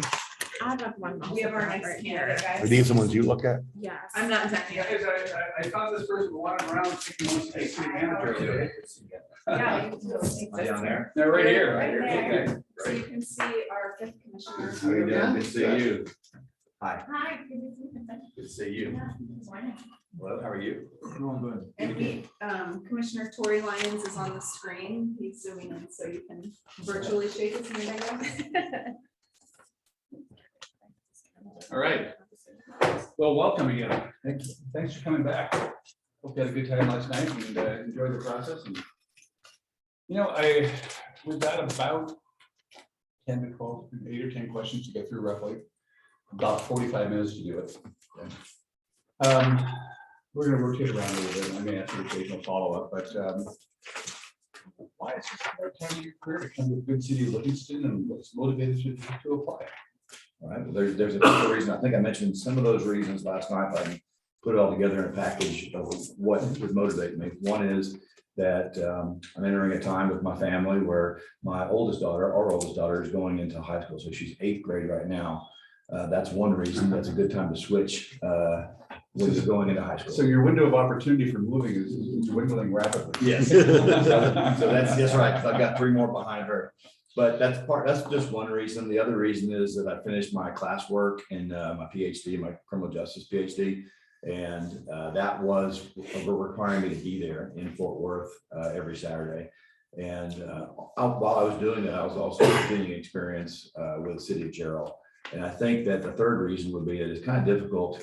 I found it kind of difficult to change that paradigm of the city that you're in as a police chief to that same city as a city manager. And so those 3 would be probably my 3 top reasons of why it would look good. And then, of course, the 4th reason is that this is probably the only one that I've put in for as city manager. And it was kind of a bucket list area and a chance for my wife and I to go, where do we want to go and try to, just have an adventure and explore and build a relationship with the people that are there and see what they're like and see what that looks like for the next 10, 15 years. Because I figure I have at least a good 10 more years left in me. I'm getting the educational side of it just as a plan B and as a way to, help hopefully teach at a university a little bit occasionally, but not as a full-time deal. I'm not really interested in going on the academic side anytime soon. All right, thank you. Who'd like to start? I can start again if you want. Jump in with, Such an easy question to start with, too, right? I mean, I think so, for a city manager, probably. Probably for a city manager, it's easy. So I'm interested in hearing your preferred budget process and hearing what role the commission has in that process. And you can also include advisory, or no, I didn't want to say advisory board. Yeah, the follow-up for this one was given your strong background in law enforcement, like you just said, how would you ensure or handle any biases or perceived biases within yourself or from the community throughout that process? Well, what we have done over the summer when we prepared the budget in Gerald was generally a zero-based budget. So we would look at it in a zero-based way because we have very few departments, and we would involve the council early on in how much we had coming in. And so probably answers both of those questions fairly fairly succinctly. I prefer to look at least in the small city that we're in right now, zero basing it and then looking at needs, so program assessment and upcoming needs. And then to answer the last part of that as we go would be that I think that as a police chief now, and as I'm getting into the city side of things, I'm finding that I treat that the same way I did policing, which is come in and treat it in an equitable way. And I think the academic that I've been doing the last few years as well has helped me look at things in a, just listening and bringing information in and making an assessment. And so I don't look at the police department as something that I have some type of debt to, or some type of, obligation to. I look at it as a part of a department, and I look at that as a police chief as well. When I was the police chief there in Gerald, still am. I look at it as part of the overall city government, as far as under one umbrella, and that we're not going to get everything in the police department. You're not going to get everything in the fire department, and that's just the way it goes. So that's the way I look at it from the city manager perspective. We brought in the council early on as far as this is our budget, this is what we have coming in. Here's the high part of it, here's the low part of it. A lot of it has to do with salaries. So, we're specking out where the salaries are and what we anticipate as far as vacancies to fill, and maxing out salaries. So one of the big questions for us was, do we want mid-range salaries, and then possibly have to do an amendment later on in the year if we get everybody and we have a few that are over the mid-range, or do we want to, anticipate a max out salary in the fiscal year, which starts October 1 to end of September? Then do we want to just have extra in that, and then the council can decide what they want to do with that? So it's not going anywhere, but do you want to do a budget amendment possibly? Do you want to aim high on the salary part of it? So we gave them a lot of different options basically over the summer. And that was my decision to involve council early on, so that they understand as we do what we're looking at, what the options are, where you have to satisfy on everything. And I guess the other part of that is that I'm not a subject matter expert. Obviously, I'm coming from the police side, but I'm not a subject matter expert in finance or planning or anything else. And so I am very collaborative and very communicative in what I do with a group of people. And so I rely on the subject matter experts when I listen to them, what their suggestions are, what their needs are. And that's done with a collaborative process with the commission, with the council in general. So hopefully that answers all of that in a little bit around that way. Thank you. If I may jump in, I think that's a good segue to what do you see as the role of the city manager in a city manager commission style government? Well, I see the city manager as a liaison between the people who are doing the operational day-to-day things and understanding what they're doing, what each area of each department's needs are. You have to understand at least a 10,000 foot view as a city manager and be able to communicate that effectively to the commission. So that's the way I view my role between the day-to-day city employees and the commission. And it's very similar in a different filtering process with the community as well, because you need to be walking around and communicating with the community and talking to them about what we're doing and why we're doing it, and always putting the best spin on it, the positive spin on it as possible. And that's part of the city manager, is to provide the vision, not only to the group of employees, but incrementally help that team and collaborate with that team toward that vision. So the city manager provides the vision set in conjunction with the commission, and then you operationalize that on a day-to-day basis with the individual city employees, the subject matter experts in that area. So I think that's really what the role of the city manager is, and that's what I've done in Gerald. And that actually is my strength probably among everything, because I've moved around a whole lot in law enforcement, done a lot of different positions and jobs. Some of those I had done as an officer, as a line person. Some of those I didn't. But I was successful in all that because I was able to work with people and collaborate with the people who actually knew how to do the job. If I didn't, and if I was a supervisor, that's not my role. I'd stay in my lane. So as a city manager, that's the way I view that position, is the ability to communicate with the community, the ability to communicate effectively with the commission, and to help the team incrementally work toward the vision, the overall vision.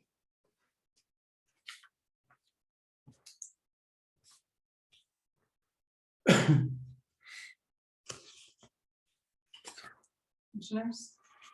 Who's next? Don't be shy. I'm trying to think which one. I was- I'll just go again. Go, Tori. Oh, thank you. You're up, So, Tori. thank you. So I'm curious, what are some of the challenges that you've seen in Gerald? If I'm saying that right, I apologize. I Gerald. apologize. That's Gerald. all right. What are some of the challenges you've seen there in the past, let's say, 2 years, and how do you think that those might relate to challenges that Livingston is facing today? Okay, that's a good question. In Gerald, it straddles I-35 and it's just north of Austin, about 30 miles. And it's experiencing a tremendous amount of growth within the city itself, which is a balancing act because we have a lot of municipal utility districts, 5 or 6 of them around the city. And those are unincorporated areas and they are a lot larger population wise than the actual city right now. So the city is about 3,000. Growing very rapidly to probably 6,000 to 8,000 at least in the next 3 years. We've got a lot of developments going on. It's coming into its own. We deal with all the wastewater in that region. So that's about 15,000 to 20,000 people that Gerald deals with wastewater regarding. The balancing act between the outside entities, the unincorporated areas, and the city itself is really a big challenge. Bringing in water is a second big challenge. We do some water along with 2 other entities. One of our sources is well water. One of it is from the lake. And so we're working in a collaborative way with the 2 other providers to hopefully bring in more water into the community.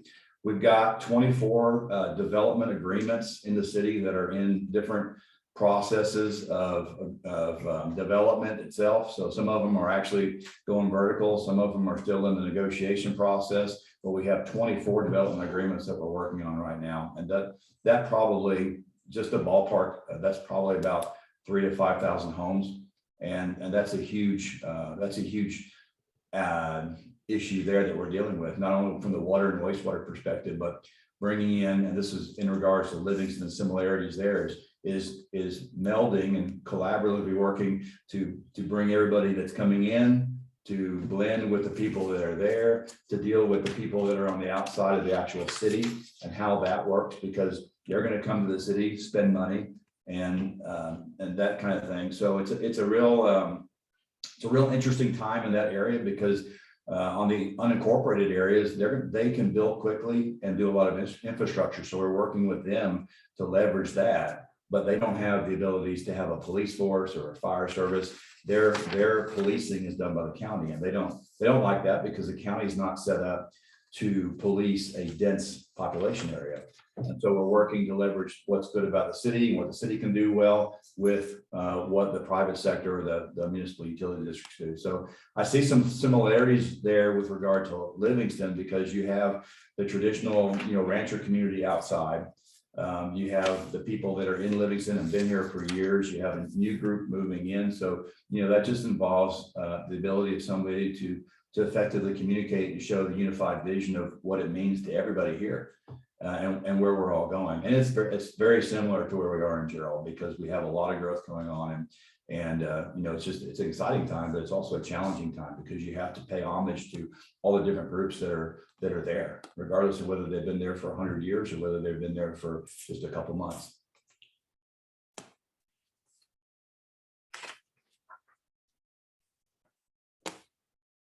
Okay, I'll ask one. Too late, we're all done. And I'm going to take Carrie's here. Okay. What would the organizational culture of the city look like after 1 year under your guidance and then 3 and 5? Okay. Well, 1 year, actually, probably within a few months, I think people would understand my management style, that I'm involved, I'm present, but I'm not a micromanager by any means. An example could be that what happened in Gerald. I was a city manager there for, about a month, and the city employees, and this is the issue between the paradigm of being a police chief and being a city manager, but the employees that were on the city side, all of them wrote a letter to the council asking for me to be the city manager, and I didn't put in for that position. Right. So that, I think that's a testament to the individuals that were there, that I was involved with them. And that's what I did, was I sat down with each person, especially each department head, and asked them, you know, what do you do? What can I do to facilitate that? What do I need to know? Where are we going? You know, where the bumps in the road moving forward? So I asked a lot of questions. I listened a lot. And that's what I would do here, as I did in Gerald as well. So that would be probably the first month, actually the first year. In my organizational culture that I like to facilitate is generally, I like to empower the people that are on the team that I work with. And so generally the team is in a room around like this, and we're talking about things, and they're usually doing most of the talking, and they're, you know, discussing what needs to happen. And at some point, I think it's extremely important on the leadership side, because I had this happen to a deficit in some policing instances where you have a leader, but they don't know the moment of when to make a decision, because there's a point that, you know, the working, the talking, and the collaboration needs to come to a close. And if a decision hasn't been collaboratively reached, it's the leader's responsibility to go, okay, this is what I'm hearing, and this is what we need to do. So yeah, we're not all on board, but we're going to be all on board when we leave this room. And that's a decision that I think sometimes a leader has to make in that circumstance. So it would be a fun environment. It'd be a collaborative environment. People that I work with as a team would feel empowered and protected to do their job. That I understand what they do, but I'm not in their business all the time. So that would be definitely the first year that you would see if you talk to anybody that was here that I worked with. And really the 3-year plan would be to extend that out and start to dig roots more, because within the first year, not only are you building digging relationships and roots, and that just takes time internally, you're doing that externally as well. And so over a 3-year process, you know, I would expect to walk around just like I do in Gerald right now for 2 years, and know the business owners, be able to walk into their shops, talk to them, you know, listen to what the issues are that they're facing, that they're griping about, not necessarily acting on them, because that's what I do, not only as the chief, but also as city manager, is you got to listen to what everybody's saying, but you don't have to knee-jerk react over all of that stuff. I like to bring it all in and just listen. What y'all as commissioners are the same way. You hear a lot of stuff, you know, up, down, left, right, everything.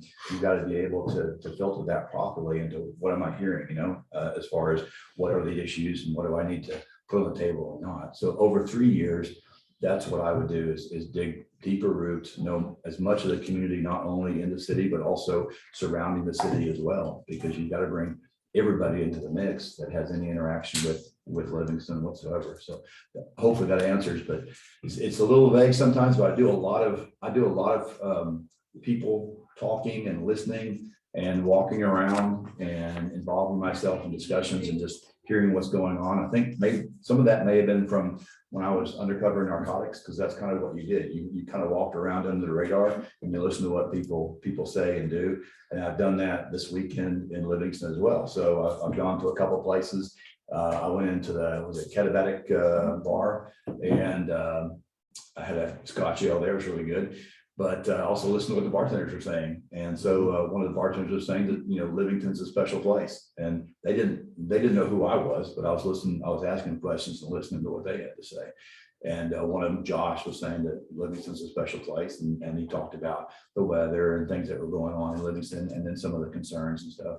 Also went horseback riding, as some of you know, yesterday, and so I got to talk to one of the people on the outskirts of Paradise Valley about some of the issues and things. So, but those are things that I'm bringing in, and the more people I talk to, the better perspective you're going to get as a city manager, as a commissioner, as anything about what the overall concerns are. Thank you. Well, I'll go, maybe this is a good follow-up, but when you meet resistance from a subordinate when implementing change, what initiatives would you implement to reach a successful outcome?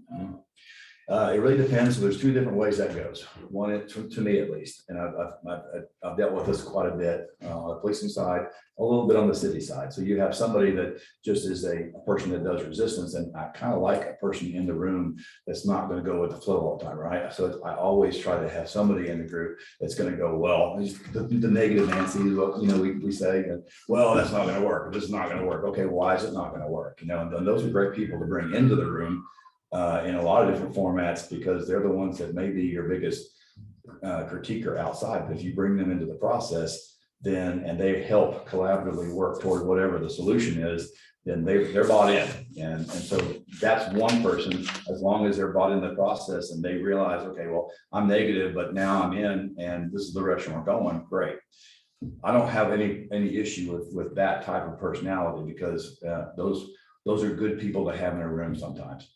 The second type of personality that you have to deal with in a much more direct individual way is the kind of person who is on board at the time. They're on the bus, they're on the boat, train, whatever you want to call it, but they're working against you in an undermining way.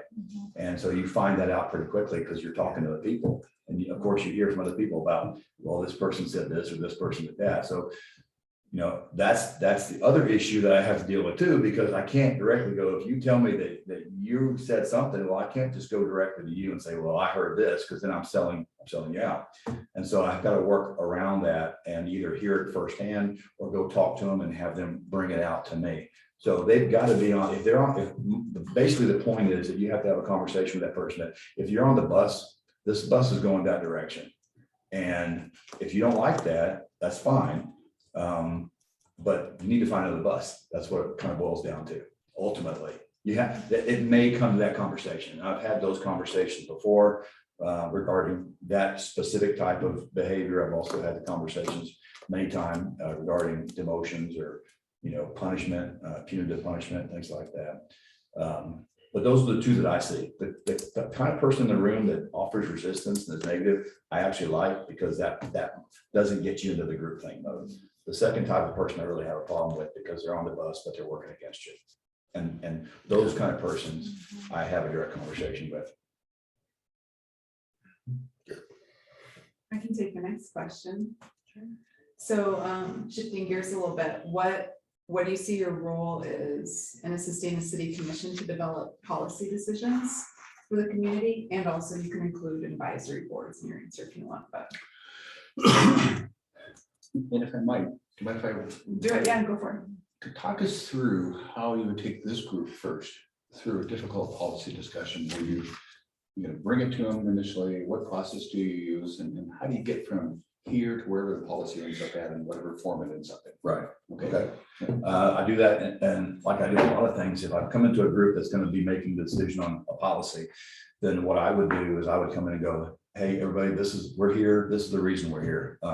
This policy issue, this is a problem. So you state the problem, you state why it's a problem, and then you give generally the leader, or at least the person that, you know, the city manager who's saying, here are some of the options that my team has come up with, or that I think as well. There may be some other options. Y'all are the ones kind of looking at this and giving some input or making a decision on it. So here's a policy. This is why or here's a problem. Here's a possible policy solution, or why we need a policy solution to this issue. Y'all are involved in that, and here are some possible options, or some suggestions from the team that we have. So In terms of the practical nature of how to do this, do you start with phone calls to your board members initially, and then follow it up with, say, an email, and then maybe a work session, or what sort of nuts and bolts process do you use? there's a couple different ways that I've done it. A lot of it is I like to personally interact with each, and then Gerald's council. So I like to personally interact with each council member as much as possible. I really don't like to text. Sometimes I'll call. Usually it'll be maybe a text to say, hey, can we have a coffee this morning, or can we meet over here? And the other thing, Mel really likes to text, right, Mel? yeah. Whatever, and you find out pretty quickly what everybody likes. But my thing is, you know, I do my best discussions like in a coffee, over a cup of coffee, or even lunch, but usually coffee. But you'd have to do that in an equitable fashion as well, because I don't want to come to you and give you special information and then you're left out or anything like that. So as a city manager, I'm very cognizant that the discussion that I have with any commissioner, and then Gerald, any council member, is pretty much the same. You know, I say, here's the issue, here's what we're dealing with, if we're talking business. Sometimes we're just, you know, shooting the breeze and talking about stuff, and they're telling me what their particular perspective is on things, what they're hearing from community members that they interact with. So I do it sometimes over phone. I prefer it in person. either one-on-one or in small, one or two groups, and then sometimes we'll have to do a work session. So I've also done work sessions with council members where we all come in and we discuss some issues. The finance was one thing.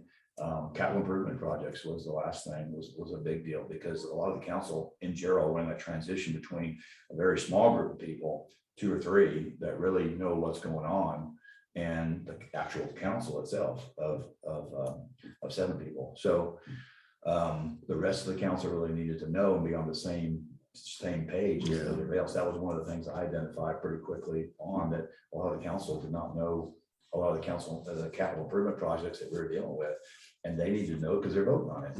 And so that was one of the workshops that we talked about, because we have about $10 to $12 million right now going on in far as capital improvement projects. And we're probably going to have quite a bit more than that over the next few years, dealing with upgrading the wastewater and putting in new lines, putting in a bore in a 35. So that was one of my issues coming in is transparency, and at least whatever group you need to be transparent with, there's different levels of transparency. So the commission would certainly be one where we want everybody to know everything because you're having to vote on it. And so that's my main concern, is to make sure that everybody knows an equitable amount, but I'm not playing favorites. I don't do that. I've never done that really. Of course, I may have coffee longer with somebody than with somebody else or whatever, but the same information is going to get, in my mind, at least my intent is to relay the same amount of information, to shed the same amount of sunlight on what the issue is, to answer any questions that there may be, or to find the answer to those questions. So that's how I usually do my business, in a multiple different ways: phone calls, in person, small group, individual, and then if we need to bring everybody together, because there's maybe I sense some confusion in the group, and so we just need to bring everybody together, because that's not the way I do business. I don't do things quietly with a couple of people and then not bring the other group in, and then we have a leverage group that's in control. So I don't play those games. So if I sense that there's some frustration or indecision, then my sense is to bring everybody together and go, okay, I've talked to everybody individually about this policy or whatever the issue is, but there's a lot of questions that have come up in the group format, so let's just hash it out right here and let's talk about it, so we make sure everybody is on the same page. Just a quick question. You've never been here before to our city? No. I just wondered what your impression was as you approached it, and what you saw, what you might not have seen. It's reinforced my feelings that we're seeing a lot of things in a lot of cities in similar fashion, a little bit different. So what we're experiencing in Gerald is somewhat similar that in Livingston. I don't ever go to a place and attempt to overlay my previous location on wherever I'm at. So I never left Irving as a police chief and went to Red Oak ISD as the police chief and go, we're going to do everything we did in Irving here. It just doesn't work. And so I really hesitate to come in and throw out a lot of suggestions or opinions or anything. I just continue to listen. I do see a lot of similarities on the surface where we're dealing with population growth. We're dealing with people outside the city itself. So those are things that I see, and those kind of things don't worry me a whole lot, because I think I'm pretty good at being able to communicate with a lot of people. So like I said, I'll walk around a lot and talk to a lot of people. I don't necessarily throw out a lot of information or make decisions or say certain things. I just listen to what a lot of people have to say. And that's the same thing in Gerald. So does that answer? Yeah. Okay. Thank you. You're welcome. Tori, how are you doing? Do you have another question? I think I've asked the 2 that I have asked previous candidates, so I don't know, is it appropriate to go further? Yeah, absolutely. So, okay, so I'm curious what your thinking is in terms of, so not sure if you're aware, we had a 500-year flood in June, the week after Mr. Cardos died. And so I'm curious what your thinking is on planning for resilience in Livingston, and what the city might be able to do to be ready for the next natural disaster if we're so unfortunate. That's another similarity with Gerald. I don't know if y'all heard 2 years ago, we had what was called snowbid And we had a whole week of below freezing, which everybody freaked out, right? So I know that's nothing up here, but people don't hunker down there for a few days and hang out, and they could do that. So we had a lot of issues going on. That was part of the resilience thing that we're dealing with over the last 2 years. What I see in Livingston, though, specifically with regard to resiliency stuff is a multifaceted approach. So obviously you have the city structure, which is emergency management, police, fire, and what they need to be doing as far as preparation for any minor or major disaster, whether it's a apartment fire or whether it's a 500-year flood. You have to have structures in place, and they have to have networking extending beyond the city to the county, to the state, to federal as well. So we're talking that initiative on the emergency management side. But really, I think the other side I've seen that's very effective is the nonprofits, is the private sector. You can engage them very quickly and very effectively in how you deal, but you have to have that in place before.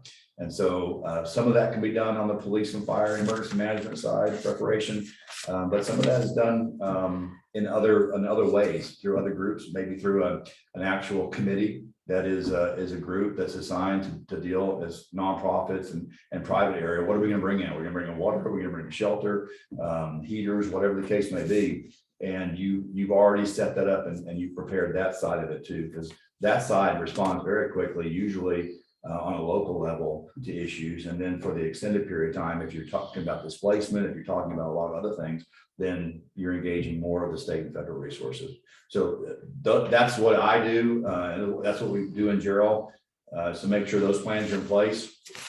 Obviously, you have to always have a network in place before the disaster strikes, because you don't want to start making relationships in the middle of a crisis. And so my push is to always have those preparations in place, obviously before a crisis happens, and to know what those are on the city's resource side, generators and all that, and on the private sector side. Let me follow up with that a little bit, talking about resilience, and obviously, looking at in the moment resiliency around, dealing with a 100-year flood or wildfire or whatever those things may be. I think there's another sort of resiliency we need to look at, which is sort of like economic development and what that resiliency might look like. We live in a very high tourist economy. We really felt the pain this year with what happened with the flood.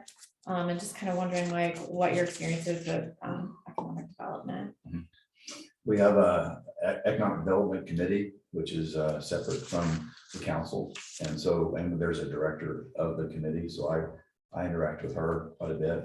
And I involve her in some of the discussions because it's really a philosophical approach. The city can do a certain amount, but more of it is a guiding and allowing. Zoning is a big deal.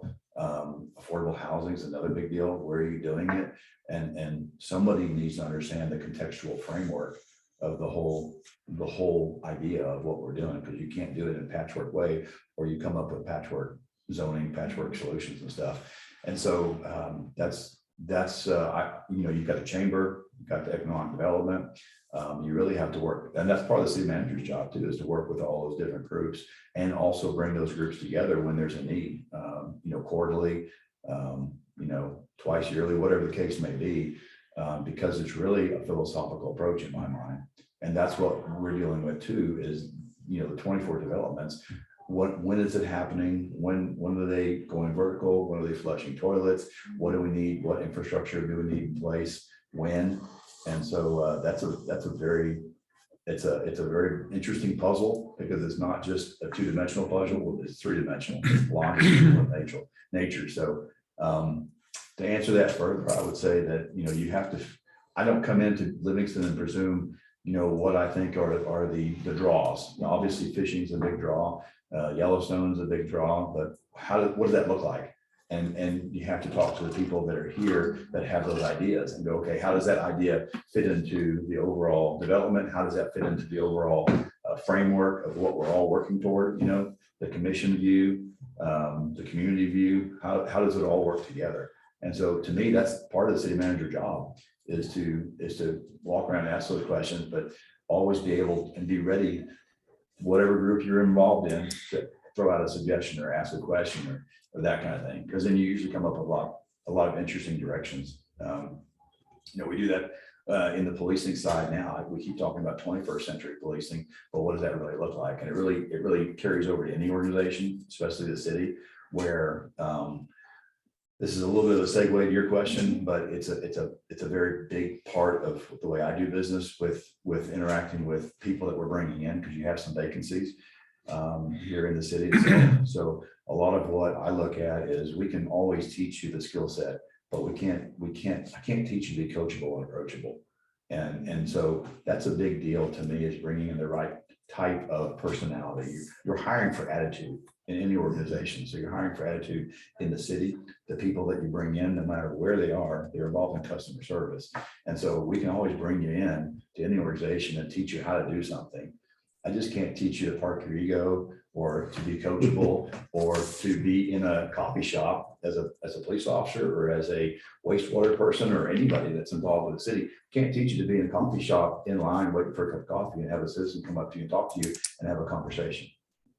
That is difficult to teach. But if you hire the right person, the right attitude, everything else falls in place. And so I'm a big proponent of that. And I think in the long run, that's what you get, is the better ideas with what you're talking about. Okay, well, what do we want to see here in Livingston, and how do we want to see it, and how do we do that? And let's try some new approaches, because I'm not worried about trying. If the group says, hey, let's try it, and we go, that's the best idea to me, it sounds good, let's try it. And I'm not one to come back and go, well, that was a stupid idea, that was, no, we tried it, we all agreed to do it, let's either not do it again, or let's modify it and keep moving forward. So with regard to what Livingston offers and what we're doing as far as growing, whether it's over, under, when we do that, whether it's some different zoning, whether it's affordable housing, whatever the case may be, I do that in a very collaborative way.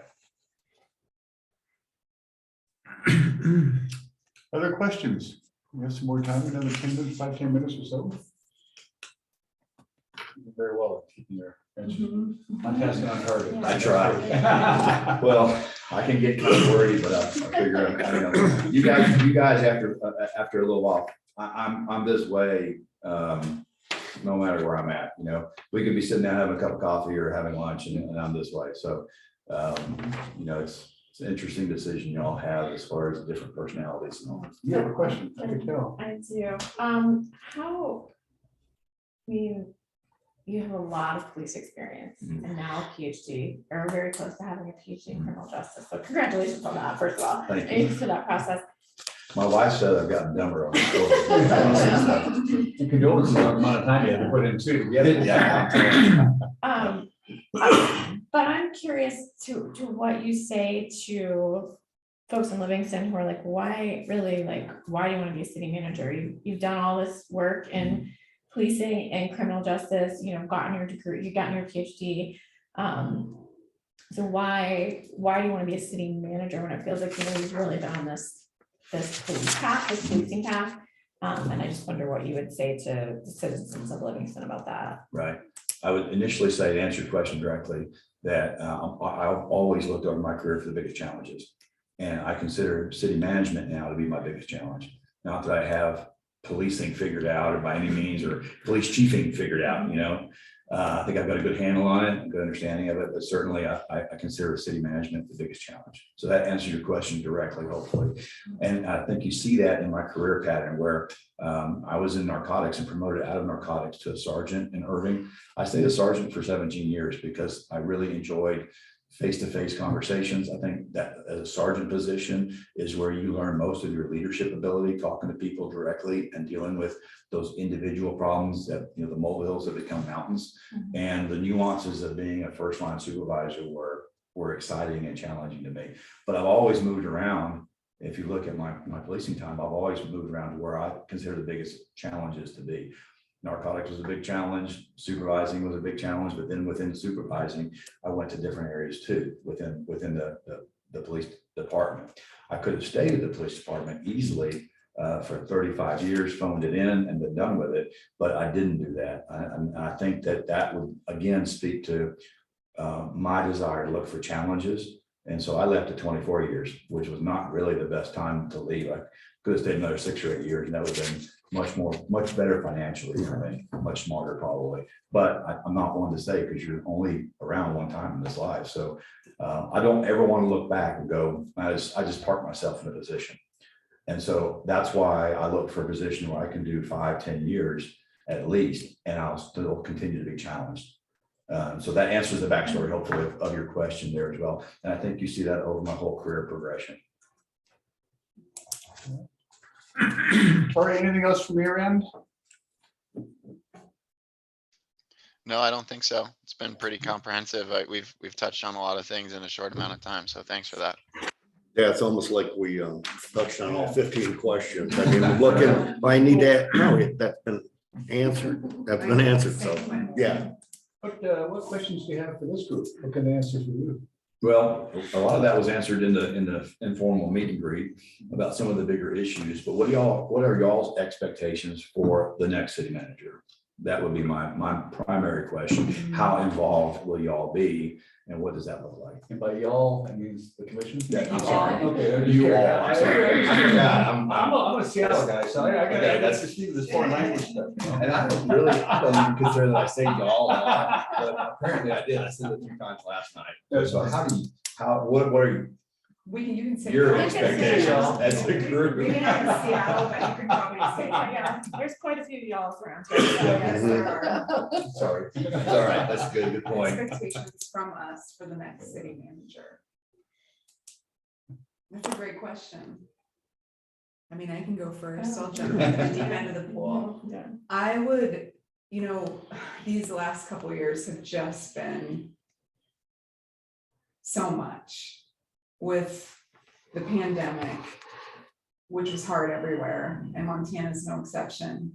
And then, of course, this summer, the way everything unfolded, just as we were starting to sort of get our feet under us, including what Carrie's getting at, which is this really important part of our local economy, which is the tourism economy, which was brutally hit during the pandemic. So what I would love to see, I feel like we need some healing and some like coming together as a community. And so I would love to see the next city manager play a very integral part of that process of helping build trust in our community, bring people together, and like just like nurturing that space. And because people in this community want to be involved, so we need a place. I mean, that's one thing government can do, is really provide a space for all of these different groups, like you mentioned, private, nonprofit, and community members, in addition to the 5 of us and other agencies and bodies that are around us, all come together to work towards some like common goals. That's what I personally would like to see in the next city manager. What do you guys think? I think, maybe expectations of yours, because I think I maybe heard this in the question you asked too, is that several of us on the commission work full-time jobs, but we still very much want to be commissioners and want to do the job. And so I think that we need support from the city manager, to make sure that we're getting the information that we need in a timely, somewhat concise way, so that we can do our job as well. And so I think that we need, a city manager who's going to help us with that. And to work and really work with the commission, be partner with the commission. And I think that that's important as well. Anyone else? I'll jump in. I think another interest of the commission is a city manager that is responsive and faithful in the execution of the policy direction of the commission. I think we're interested in creativity and leadership from the manager, but I think we also want that creativity and strategy to come from the policy decisions and policy direction of the commission. And so understanding how to translate the policy direction of the commission into the execution and implementation from the practical side is an important translation and an important function of the city manager, I think. Mhm. Good point. Operationalize that. Completely agree. Mhm. Yeah. All right. Anybody else? You two fellas? Good, Anything down? good to go. All right. Yeah, Well, listen, good thank you job. so much. Awesome. Any final words of wisdom before we wrap up for the group? No, I really just, I've appreciated my time. I'm humbled and honored to be part of this process. I think everybody here, y'all are great people. I think you're doing the right thing by providing a space for the community to have some input and the three different interview panels and stuff. So you get a lot of buy-in from all the different groups and stuff. So I applaud you and I am very appreciative to be part of the process. So thank you very much. And regardless of who you pick, I know you'll pick somebody that will be good for the city. And I will have had a good experience, my wife and I here. So we'll be back regardless. Excellent. Thank you. Thank you so much. Thank you. Absolutely. I will. She's shopping right now. Oh, that's very good. There's like Nice to no see you. shortage of fun shopping. Yeah. Thanks, guys. Yeah, thank you. We Appreciate it. support shopping. I'm sure. Nice to meet you, sir. Okay. Thank you very much. Did you sell baseball bats or what? Boy, you put us on the spot with that one question. Yeah, Yellowstone Sports. Yeah, there you go. You might actually find something. Yeah, I bet they were.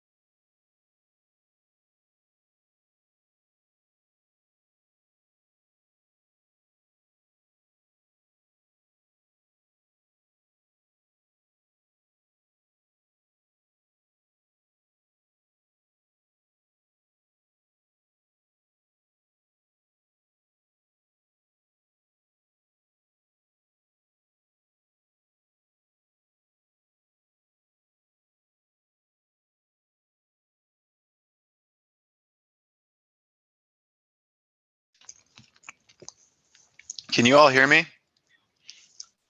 You're muted. I can't hear anything going on in that room.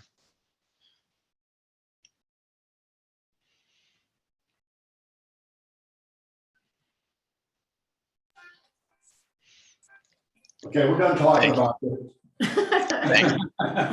Thanks, Quentin. We're actually reading these comment cards, Tori, so Greg is having them scanned and emailed to you. They should be on your email already. There might be like one. Okay.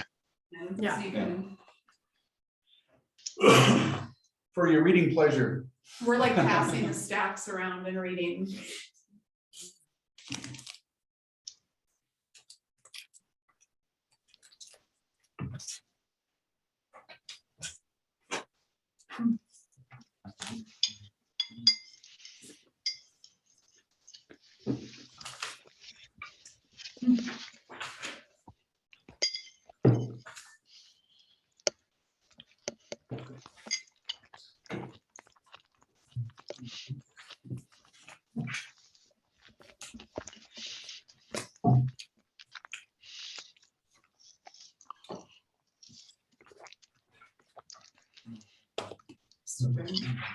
Yeah, we're still good. We have another 3 minutes for minutes. Thank you for being a timekeeper. I can't break the habit of phone turning. No, that's fine. Is this providing you enough Yes. freedom though to Yes. focus? Okay. There's.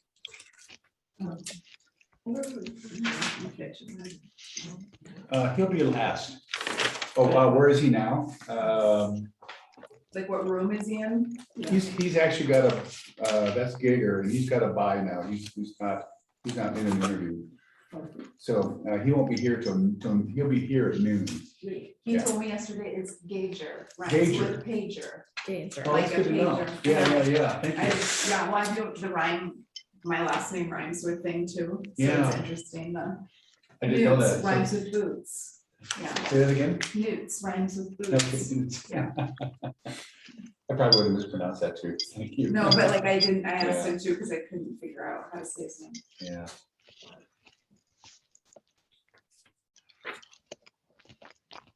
Not that it matters, but there, he told me, so. Yeah, let's get it right. Yeah. Exactly. I guess it doesn't matter, you're right.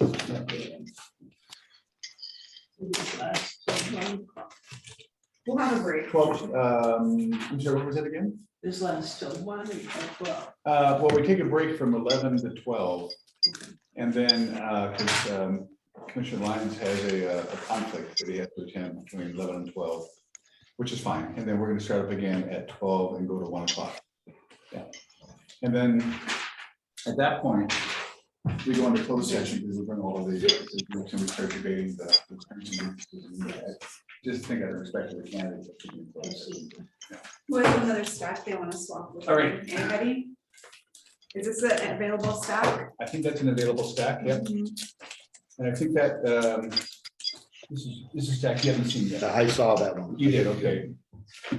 All right. I think I'm gonna have time to do this next one, I'll wait till.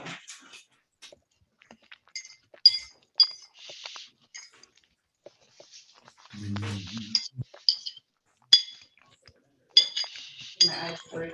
Yeah.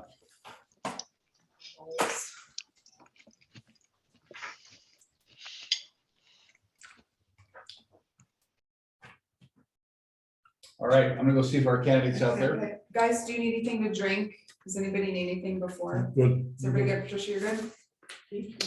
Okay, so Okay. I'm over here, I can toss. Are you doing okay, thank you? You okay? The more water you drink, the smarter you are. Greg, do you need more water? I fine. mean, does that mean, Greg, you want the, No, I'm good. Good. with your brain, she says? You know, I don't know that's gonna improve the situation. I'm implying. Just to be clear. I see it. I see it. Thank you, Greg. Tori can hear us, is here. Yeah, thanks, Tori.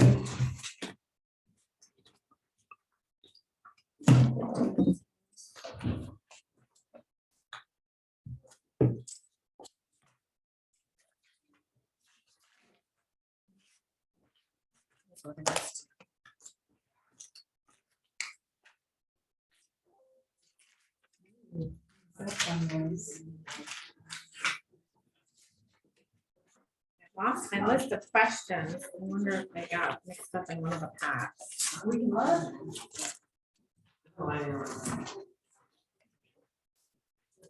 And Greg has. I don't ex- have it. Greg has I more. know, I just have like. Look who wandered in. It's good to see you Hi. again. Yeah. Everybody. Hello. See you. Hello.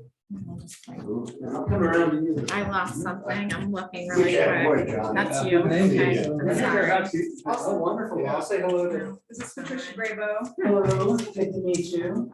And All please meet Tori Lyons. I lost, yeah, I just Our lost, fifth lost one commissioner. of my questions. Oh, That's why yeah. you thought they got mixed up in the last text. Oh, Right. question sheet, yeah. Yeah. No, Are you up today? wonderful.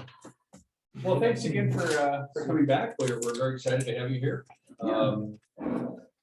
We've got about, 8 or 10 questions to get through and about 45 minutes, 50 minutes or so. Okay, And then maybe follow-ups and other stuff. So we're making this somewhat informal. okay. So you're saying keep my answers short so you can get through them? Well, just want to let you know, we have about some 4 questions that we want Okay. to stay get through. So, Wonderful.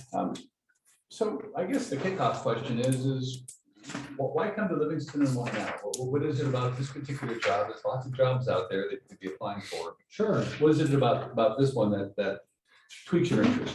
Well, sure. I hope you'll forgive me. I did make some notes in anticipation of some of the questions, so I'll refer to those on occasions. You know, one thing that really appealed to me about Livingston is this level of engagement that I see in the community. And I talked about that briefly last night, but there really is, seems to be a lot of activity and interest and engagement in the community, and that seems to have resulted in I'll call it branding, you call it marketing, you call it whatever you want, but this idea of this sense of place, this recognition that you know who you are and where you're going. And I really appreciate that.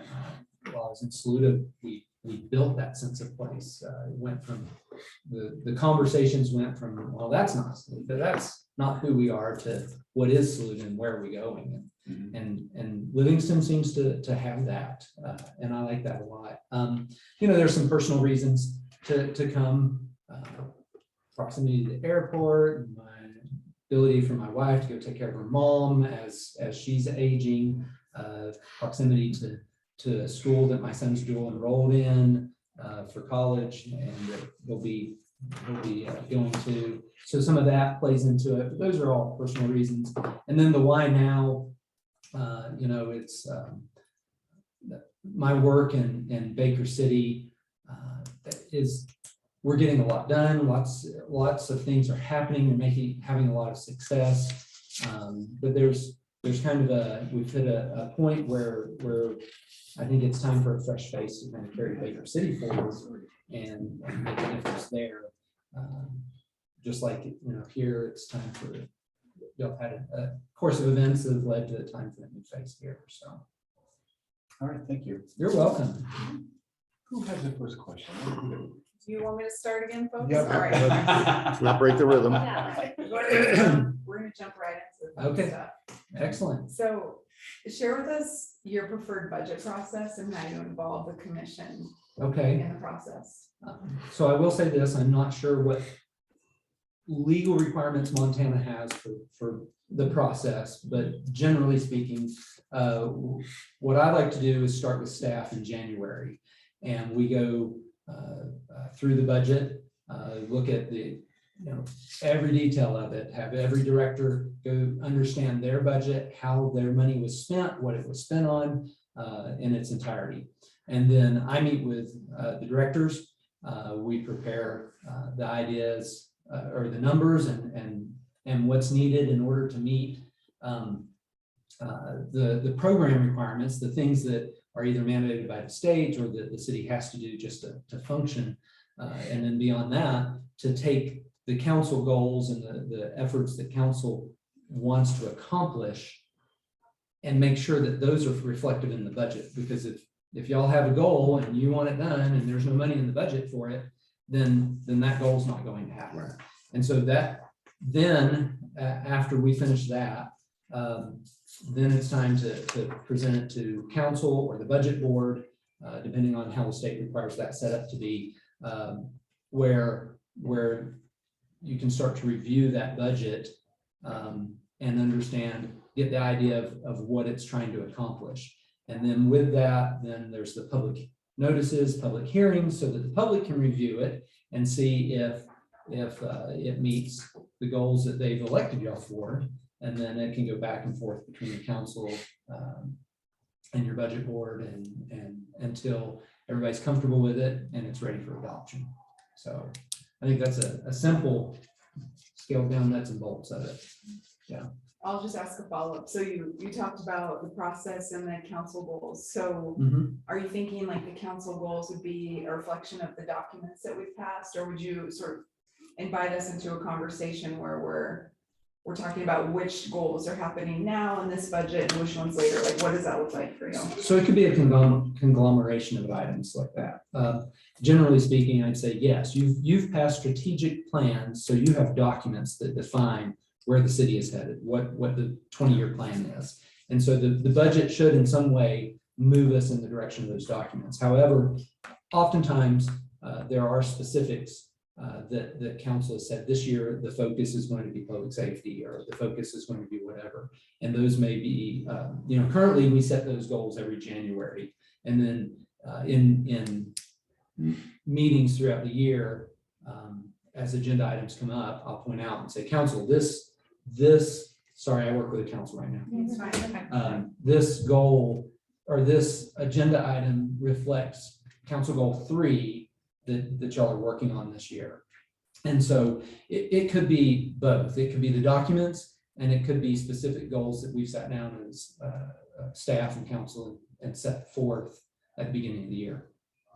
So. Thanks. Do you guys have follow-up questions, any of you? On that? Victoria's.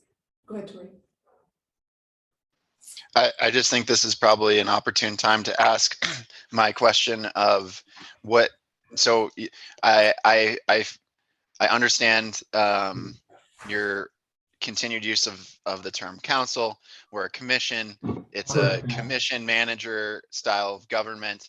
And I'm curious what, and I don't say that as an indictment, it's just framing for my question, but what do you see as the role of the city manager in a commission manager style government? What is your job in relation to the community and in relation to the commission as you understand it? Sure. It's interesting. In Saluda, we had a board of commissioners, and then in Baker City, we have a city council. And so it took me several months to stop calling them commissioners and change to counselors. And I'm sure the same would happen here, that reverse. So I think there's a couple of ways to answer this question. A simple way to answer it would be to look at it like a board of directors and then a CEO of a company and to say, look, y'all set policy, I implement policy. And I think in the legal sense, that's probably the bare bones framework of that is y'all set the direction and then I make sure it gets implemented and everything operates and according to those policies and the documents that are in place. I think there's something more. There's something more to it than that, though. I think there is an expectation and a need that, as a city manager, I provide some continuity as commissions change and as people change over. There's a level of continuity that the city manager can bring to the city. And from board to board, and then as a direct support to the commissioners, there's a lot of information. There's a lot of big picture policies that need to occur. And what I mean by that is the state passes new legislations. There's infrastructure needs. There's different things that happen on a state and local level that all come together to create an outcome.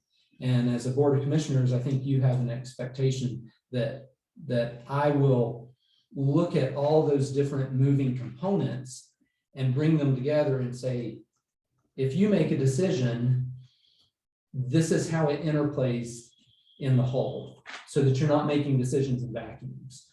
Because quite honestly, you likely don't have time to keep up with the more than 1,000 rules that come out of the state every year. I mean, I don't have time to keep up with all of them, but there's a lot that interplays together. And I think you're gonna want to rely on, have a trusted voice that will say, hey, if you pass this, this is going to be the outcome, and that may or may not lead you down the direction you want. So I think that's another way that interplays. And then, quite honestly, as a liaison to the state and the federal government in many ways, because we get involved with our here, I guess it'd be the Montana League of Cities. And I would play that liaison and that lobbying agency. We have constant contact with our state representatives, our senators, and that's another role that I play. I'll leave it at that. I could go on, but we have a limited time. So I think it's more than just that legal framework of set policy, implement policy. I think there's a lot more to it. I'll go next. What would the organizational culture of the city look like after your first year as city manager, and then 3 and 5 years out? The organizational culture. So I'm a firm believer in hiring people that do a good job and know their job, that have good attitudes. And in many cases, there are certain jobs that require people to have degrees or certificates or whatever, but I'd rather have somebody that has a good attitude and that can be trained and taught than necessarily certain skill sets, because a lot of things can be taught as far as a skill. And so I'm a firm believer in attitudes and setting a culture to where people can excel, where people do their best, and we continually raise the bar of professionalism, that we become experts in our craft and our skill, regardless of who you are. And with that, I also place a emphasis on people continually improving themselves. My expectation is that you will better yourself, and if you better yourself to a point where you go somewhere else, I wish you well, and hope that you'll look back on Livingston and say, you know what, I'm a better person because I was there and the city really supported me. And so I hope that the organizational culture looks like a professional staff that people go, wow, they're really good at what they do.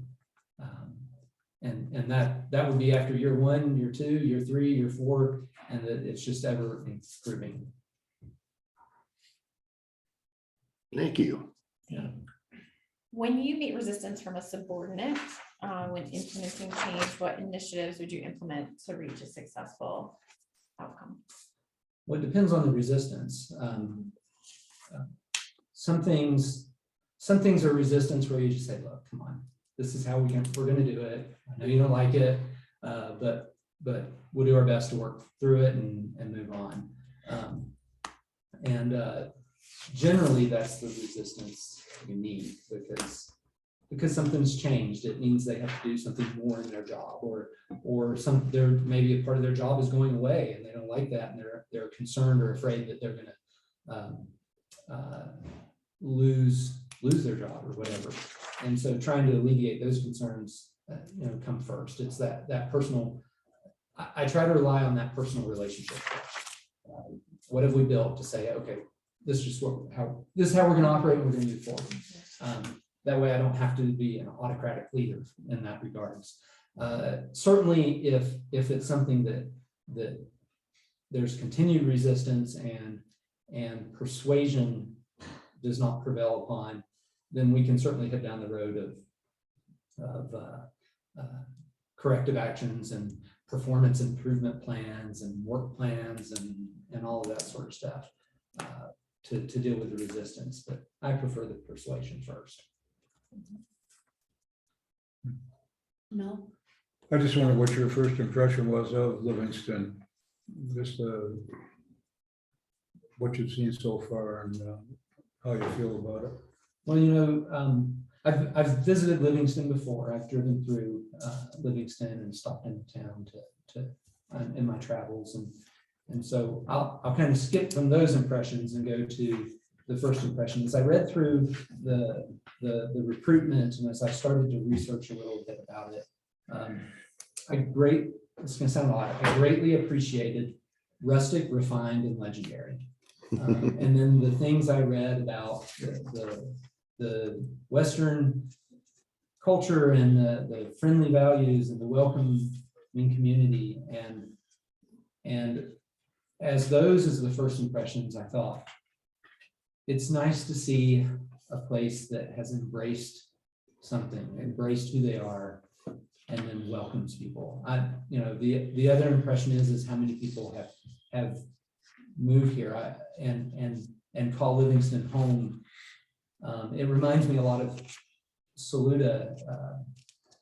A lot of people have come to Saluda over the years and just love it and live it, and they eat it, they breathe it. It's everything, and Livingston seems to be that way. That's good that people embrace the city, and that the city embraces itself. And I think that's my first impression. Thank you. We can jump in next. What do you see your role in assisting the city commission in developing policy goals for the community? And you can include advisory boards. Okay. And I might offer some. Yeah, some as assistance always. with that, no, no, Sure. with your permission. Yeah. Take it from the position of a new policy Mhm. initiative, an issue that you think needs to be brought up. Certainly. How do you take it from your brain into the concept of talking to these commissioners? What process do you use? Is it texting, is it phone calls, is it emails, is it carrier pigeon? I mean, what is it? I think the condition you added to is that it wasn't necessarily not controversial. It might be something Yeah, that. it could well be controversial, but it's a process that we're looking at. I want to Yeah. get about, yeah. More of a nuts and bolts thing. Well, I would say there's an education component. There's a discussion component, and then there's a decision component. If I can break it into that, then I just pulled those off the top of my head, so that can flex a little bit. With any issue, with anything that's happening, there's this idea of understanding the issue and really framing the issue. And that comes through lots of discussions. If it's a controversial, if it's a big time-consuming issue, that those discussions need to have, and it's kind of like snow in the air. I use this analogy. I think schools call it legislative process or whatever. The snow floats around in the air, and until it lands, you can't plow. And during that education time, there's kind of these concepts that are all floating around in the air until they coalesce into some concept of a direction to move. You really can't push anything forward. It's really difficult to push it forward. So everybody who's a stakeholder that can get involved, whether that's the commission or the boards or even community members or whatever it may be, need to come together in a series of conversations and education and really frame the picture. Sometimes that involves media outreach, sometimes that involves town halls, sometimes that involves just one-on-one discussions between myself or certain staff members and individual commissioners. Then, once it starts to transition from that time of the discussion into development of reducing the concepts down to paper, then it's a matter of just writing stuff down, getting it onto paper and getting it distributed to those same individuals that should be involved in that process to look at it and say, okay, does this accurately reflect the thoughts that were coming down? And so that can happen, once again, in meetings at my desk table, my office table. It can involve meetings in a commissioner's meeting. It can involve town halls. It can involve all sorts of things depending on the issue. And then once that's done, then you walk it through the process of passing those, adopting those policies. So does that kind of head down the road? Yeah, I'd like to ask you what you mean when you say town halls. What is that? Can you describe to us what a town hall is? Well, I've seen and used different things that we call town halls. Mhm. So I would say a town hall could be anything from a more formal hearing where the board of commissioners are sitting in front and people come and give, I'll call testimony, but in a town hall, it's not really testimony, it's just a discussion. I've seen and used the process where, you know, people are more at a round table and come and it's just an open discussion back and forth between one commissioner and a committee and the public or even the group and the public. And so, you know, I think there's different ways to approach that, and I think it depends on the issue. And I've used some where it's really just a presentation session and then a question and answer session. So staff may get up and say, hey, here's a bunch of information. We're just throwing all this information out. What questions do people have about the information? And then people start throwing out questions and hey, we don't have answers for any of your questions. We're just getting your questions down so we know what needs to be researched, where we should even head with this. So it sounds like what you're saying is that the commission would be there and you would be there, and sometimes you might call on your staff to participate, and it would be sort of a dialogue more than a one-way, like a formal meeting. It's very one-way, but Yes. okay. Yeah, Thank you. I would say helpful. that. But depending on I will say, depending on the issue, you know, those meetings are not always, sometimes they can be really loose, but sometimes you need them to be ultra structured for whatever reason. Sure. And so they're definitely planned, thought out, and organized, structured meetings. Because sometimes if it's a super controversial issue, sometimes the best thing to do is say, hey, we're gonna have a town hall just to receive input.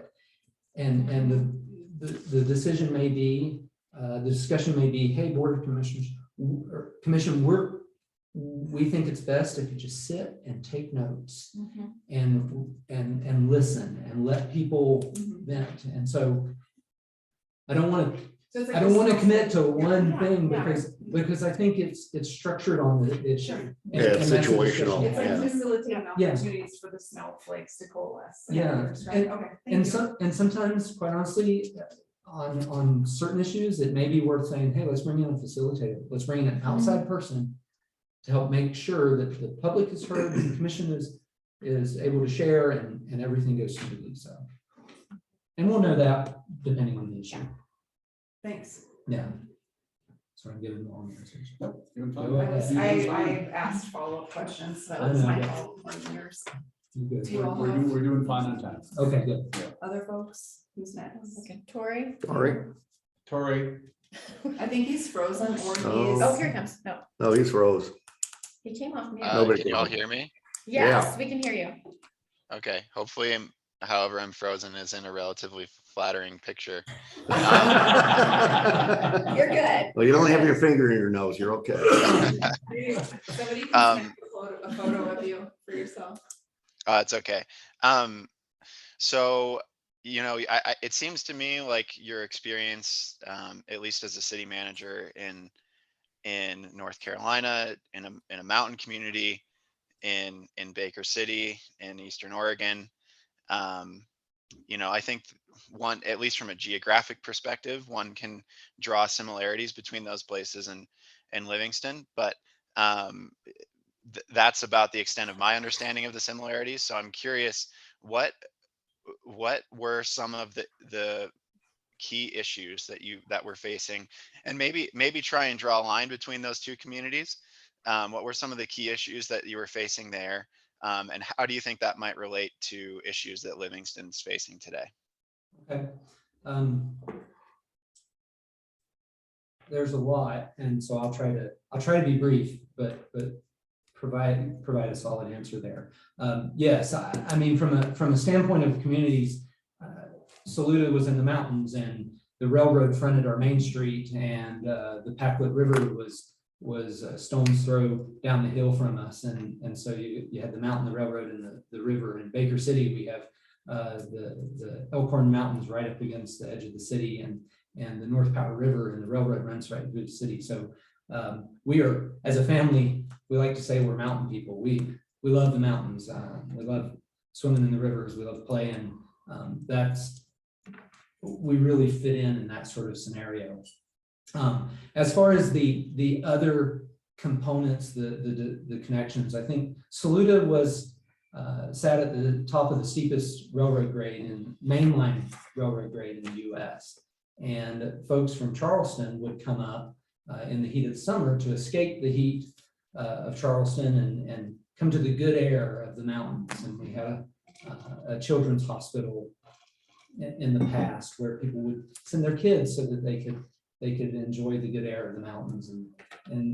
And that over time developed into a tourism community, a place where on any given weekend in the summer, you'll have hundreds, if not thousands of bicyclists come riding through the community. You have auto groups that drive their BMWs, their M3s or whatever the little two-seaters are, and the motorcycle groups and the tourism. Saluda had become a tourism town. It was a second, in many ways, it was still a second home where people escaped from Charleston or whatever, but it was primarily a tourism town. And I think Livingston, being located where you are in proximity to Yellowstone and on the interstate, I think it's pretty obvious that in many ways you are the same. What's interesting though in Saluda was, I like to say the same as I said last night, we had a real main street as well. We had a grocery store on our main street. We had some of those day-to-day needs that you could buy right in the heart of Saluda. And Livingston has that. You still, yes, you have what we could call the interstate district where maybe you have more the big box, the hotels, but you still have a downtown that is thriving and functioning. And Saluda had that as well. Baker City, in similar ways, is not as much, I'll say it's a tourism town, but it's also not a tourism town. Baker City is really a festival city, and we have lots of all summer long festivals. Every weekend there's some festival going on, there's some event happening, and that draws the locals as much as it does the tourist. And from what I saw in my research here of Livingston, there's a big drive to say, hey, look, we have local festivals, and the local folks come out and participate in those festivals. And I think some of those dynamics of a tourism town and a town that's really focused on its local people came into play both in Saluda and Baker City. And so we worked hard in Saluda to enhance that, our main street, and make sure that it was welcoming for those that were going to come and be temporary taxpayers, as we referred to them, that would come and spend their money and then go home. That's kind, by the way. Yeah, but Tax. yeah, I know. we did. It was great. But Wish we had a tax, yeah. but also being a place to where you could live there and enjoy being a local and not feel like, oh, I'm going to avoid that part of town because that's just where all the tourists hang out. And so I think that interplay of that tourism and local flavor appears to me to be alive and well here in Livingston, and both of the cities I worked in really plays into that. And then beyond that, housing needs. We're having housing struggles in Baker City and providing enough housing. We've done a housing needs analysis and housing production strategies, and we're working on ways to overcome that challenge. Saluda had there was a demand for growth there, and once we went beyond that's not Saluda and went into the what is Saluda, and we defined a vision and a future, it was easy to put in policies and implement things that would head us down the road of where they were headed. And in that case, the desire really was to grow. And so we put policies in place, rewrote the zoning ordinance in order to open that door to that sort of growth. And by the time I left, there were new developments going in, and things were really headed in a positive direction. Is that hopefully that answers the question. He's so pro somebody can talk. That's great. No, I don't have any follow-ups. Thank you. I appreciate that answer. All right, who's next? Can you tell us about your knowledge and experience around economic development? Particularly, let's say, in a tourist community. Yeah, well, I mean, as with any issue, there's a lot of directions to head on this. Absolutely. I think, though, an appropriate thing for Livingston is this idea that people want to be somewhere where there's a sense of place and where they can have an experience. You know, if I want a hamburger, I can go buy a cheap hamburger somewhere that tastes good and be fine. But most people, but if I want an experience, then I'm going to go find the place that affords me that experience, and then I'll invest in that experience, if that makes sense. And I think people invest in experiences nowadays as much as they do in the idea of, oh, I'm going to get just something. And I think economic development in a tourism town is, what is the experience? And that's why it's so important to be defined in who you are. The rustic, refined, legendary, the sense of place, the main street.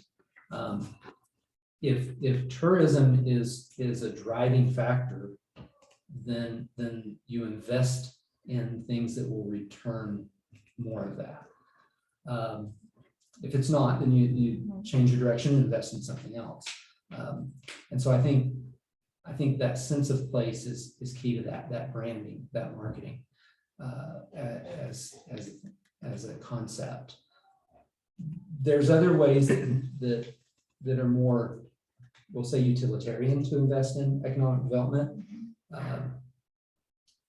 As one of my commissioners used to say, nobody's going to come to town if there's sewer running down the street. And so if we need successful businesses and we need successful places to live, then there's a certain component that you've got to invest in infrastructure. You've got to invest in streetscapes, in street trees, so that the people that live on Geyser Street or on Park Street or whatever it may be, say, wow, I have a nice community that I live in and things function well. And nobody's going to invest in something if they think their investment's going to deteriorate and fall apart. And so I think that's a part of economic development. One thing that we're focusing on right now in Baker City is code enforcement as economic development. Over the last, we'll say, 7 years or so, there seems to have been a decline in property maintenance and care of the city looking as clean as people would like. And that makes it harder to invest in a home if you think that the neighborhood's going to deteriorate. And so we're using code enforcement as a component of that economic development. One thing I worked on, and it was not Saluda specific, but it was the Council of Governments and the region, a region in North Carolina that included 4 different counties, was a Set 5 writing team, where it was a federal grant that we used in order to define the region and where the region was going to head as far as a economic engine and what that looked like, and had town halls across the region in order to really set for the whole region, what are we as a region and where are we headed and how do we drive economic development in that region. And so there's a lot of tools in the toolkit. It just which ones work in this community. So.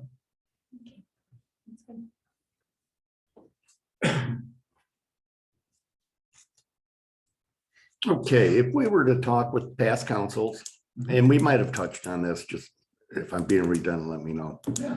What would they tell us about your communication style and interaction with them? And how do you like to communicate? You know, be it phone, text, face to face. I think they would say, and I just had an evaluation, so this came up in that evaluation, so I can tell you what they've said. The comments have always come back that they appreciate how much information I give them and that I communicate with the council and the commission well. I think we need to have an open dialogue about a lot of things, and I don't like surprises any more than I know you don't like surprises. And so I communicate in all of the above fashion. Generally speaking, phone calls, emails, we use Microsoft Teams in Baker City. So Teams messages that just share information. We obviously have to be careful about public meeting laws. We're not going to violate any of that. But to provide information, I think that the written form gives you time to digest and chew through it. Controversial issues, I think oftentimes a one-on-one dialogue to say, hey, here's what's happening, here's what I'm hearing, here's what might show up at an upcoming meeting. What do you need so that you can not be surprised and feel like you can think about that and chew on the issue for a little while before you're hit with it. And so I think that just having that open communication.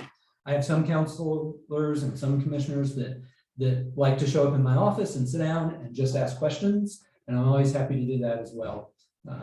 And that, sometimes it's weekly and sometimes it's, every 3 or 4 weeks somebody will show up. So. Good, thank you.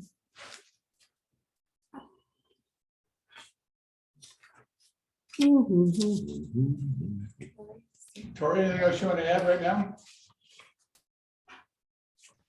Sure, I'll jump in with my third question, which is related to resilience, and I'm very impressed and appreciative of the homework that you've done in looking into Livingston, and something, not only did we have a major event in the loss of our city manager in June, but we also had a 500-year flood, and so resilience and adaptation to climate change is something that I think is a very key issue of our citizens, and it's something that is salient now that we're experiencing wildfires and floods, and sometimes in the same year. And so I'm curious what you see as appropriate measures or strategies that the city can take in order to become more resilient and prepared for whatever the climate might throw at us in the future. Well, I think there's a couple of approaches there, because there's resiliency of the city and then there's the resiliency of people. And we're seeing potential challenges on both fronts. And I think a lot of the resiliency of people deals with relationships and trust. Hopefully, there's a lot of trust in local government, and because that's where you can really make an impact and you can connect with people. People can show up at City Hall and say, hey, I'd like to meet with the city manager, or I'd like to meet with so-and-so. And generally, on a local level, you should be able to get that. And building efforts to build trust, and that comes through transparency, that comes through open dialogue, that comes through discussions, that comes through those interpersonal relationships more than maybe some particular program. That trust in your local government, that they have the citizens' best interests at heart, is really important for those times when things get really hard, and people need to know that their local government's working for them and trying to help and a partner in the community. And so I think building that trust can help with resiliency in people and in the community as people. I think it also helps in the more technical aspects of the local government. Obviously, some simple things we can do is try to put aside some money for a rainy day. Do those things, plan for events where we can, and do training. I went to the training that your fire department and other departments did yesterday. That's fantastic to have those relationships between the rural department, the city department, the police, the state police. Having those connections and training for those scenarios helps on a technical level to deal with events. Excuse me. And then lots of other things that the city can do to make its infrastructure more resilient and take measures that in the design of things that we take things into consideration that maybe there's seismic activity and therefore we should consider that when we're putting pipes in the ground or when we're building infrastructure in City Hall. So, all those technical things can be looked at to build a resilient city. The financial things can be looked at to build a resilient city so that we can respond to events. But equally as important, though, I think, is that personal relationship and that trust in local government so that people can feel resilient. Because that's your first line of defense anyway. I mean, neighbors helping neighbors can do more than we as a government rolling in and trying to solve a crisis. All right. By the way, you should know that you're now live and in color again, no longer frozen. So congratulations on that. Great. I'll try and make pleasant faces. It was a good contemplative pose. It Yeah, You're looking scholarly, very scholarly. Okay. There's a first time for everything. We're getting short on time. Is there any last questions you would like to ask? Last question you've been asking. Yeah, so what questions might you have of this group? And maybe they can answer for you. Well, I'd be curious. I mean, what do you see as the top priorities to be addressed immediately? What's pressing in your mind that needs to be a focus? Wow. I mean, do you want me to just go first with all the Yeah. hard Maybe questions? narrow it down to I'm gonna get pizza. I'll be right back. This is a hard question. Mhm. So I'm not gonna get it perfectly right, but there's 4 other people that can help. Yeah. I think the first thing is we're still in recovery from the flood. I still, as chair, get a lot of questions Mhm. that I can't answer because I'm chair of the commission, not city Yeah. manager. So I think that we're gonna have to make sure we're on track Mhm. in flood recovery still, because I think our community, Livingston and at large, has a long way to go in terms of recovering and what comes next. That's the first thing. Well, with that, I think that plays into the question you asked about Yeah. resiliency. And then what's the messaging coming out of City Hall? And what's the messaging Right. coming out of the commission? And having a united message makes a huge difference for people, so they don't feel yanked around. Nobody likes to feel yanked around. Yeah. So, And yet you're asking what's the most pressing thing. I think we are beyond capacity. So we, we're understaffed, and this is not a great time to be understaffed. So in terms of like recovering from all the things and being beyond capacity, a lot of things have been put in waiting. mhm. The community has a lot of needs. I've been getting a lot of questions over the last few months. And these things are important. What the community wants is important. And I believe that the commission agrees with all the things that the community is saying, because many of them are things we've already voted on. Mhm.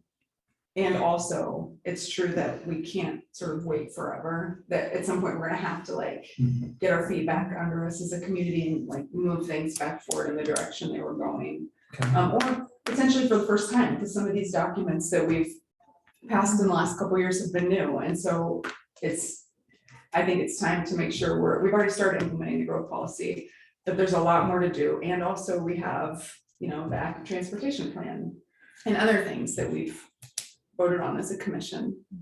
What else am I missing? That's my first. Well, on a thoughts. personnel issue, we're in direct competition with Bozeman. Mhm. Can't be competitive, salary wise with them and stuff and a lot of issues. So that's a big issue. Mhm. And also an affordable Mhm. place to live, it's huge. And we've lost some, good candidates just because where am I gonna live? And I can't afford it, yeah, so. And that's we collectively, like the hospital and the school. Yeah, Everybody. Well, you're not alone. I mean, yeah, that's Yeah. everywhere, cities across but- the country are grappling with this. but There's it's- a lot of tools to use yeah. to try to help with a lot of that stuff. We've, So, you know, we passed a housing action plan that's been adopted to the growth policy. I'm working to help try to get that attached to the county growth policy as well, trying to get the county on board. I think that there's work that the city and the county can do together around affordable housing, or Yeah, we have to work we have together. to, right, we have to work together, and quite frankly, it's not just capital A affordable housing, you know, people who are making 80 to 100% AMI can't afford to live here, so it's, you know, we need housing across the spectrum to be able to get people here, to take the jobs, to be, you know, gainfully employed and be a part of our community, and so I think that that's really important, and, you know, I think that it's going to take city and county working together as well as community and nonprofits. You know, I think it's going to be a real collaborative effort. Yeah. Tori raised his hand too, so I'm gonna make sure to mention him. Yeah, just to add another point to the same conversation that's happening in that room. I think that another important issue is, and it's really related to staffing and the capacity of the organization of the city, is bringing regulations in line with the growth policy. We had an incredible process where we had 1,500 citizens contributing to a shared vision for our community. And unfortunately, right now, we're actually out of line with state constitutional requirements that our subdivision regulations and our zoning regulations be in line with the direction of that growth policy. So that's something that needs to happen very quickly so that we can make land use decisions in a way that's transparent and legal. I appreciate that, because, I mean, I'll just throw in a thought or two on that. I mean, my background is a land planner, landscape architect, urban planner, plays well into that. I have lots of experience with that. There's a lot of tools out there to use. One that I've been watching that another community is doing in John Day, Oregon, deals with printed housing, the printed houses. And it's really a impressive lift that they're trying to do in this public-private partnership in order to work with the local contractors to bring on printed housing. Their little community needs 130 houses. And they're thinking if this works, they can get 30 before the end of this year, keeping in mind that the snow season's coming, and 130 houses next year in midsummer. And so if they're successful, I think they'll set a model that many communities could use. And the houses, the printed houses don't look like the little blobs of goo that you normally see them. And so I think there's a lot of tools out there that we can be watching and following. And then the other thing I'll throw at that is, if there's one thing that I think I'm good at, is I really enjoy statutes and policies, and it's kind of weird, I know, but you know, reading that, parsing it, and then interpreting it, and bringing our stuff into compliance with where it needs to be brought into compliance, and then also changing operations, because once you pass something, then we have to figure out how that adjusts our operations in City Hall. And so being able to parse the language before it gets passed helps me to know what we're going to need to change in City Hall and how it'll impact us to implement the regulations that are coming down the pike. And so that's something that I enjoy. I like reading general statute. There's That's good. So, You're not the only one. It's You're a not the little- only one in this room that does it for fun. Okay, good. But I want to share one other thing that's big that we started right before Michael died, and we had to put on pause. And that is our interlocal agreement. Mhm. And that's going to be a lift that we five will rely on the city manager to really help. So it's going to be, it's conversations with the county commission. Our county commission is executive and legislative. Mhm. Okay. So we rely on our city manager to have those executive to executive conversations before they start voting on things or we start voting on things, but it's a massive partnership across lots of departments.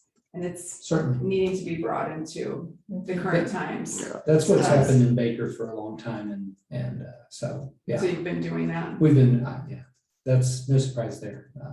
It's always nice when the county has a county manager, to be frank about it. but, Yeah. And we don't have a county No. manager. But you so- don't, and that's fine. But we have a county commission that, Very capable. yeah, they want to Yeah. work with us and we Oh, want to that's work great. with And them. they're solid as a team. Mhm. Yeah, Yeah, they're a good Yeah, team. Yeah. That's good. And so we've had a good experience commission to commission, like really wanting Yeah. to. But then with the recent events of the summer, everything just went on pause until Certainly. we can get realigned.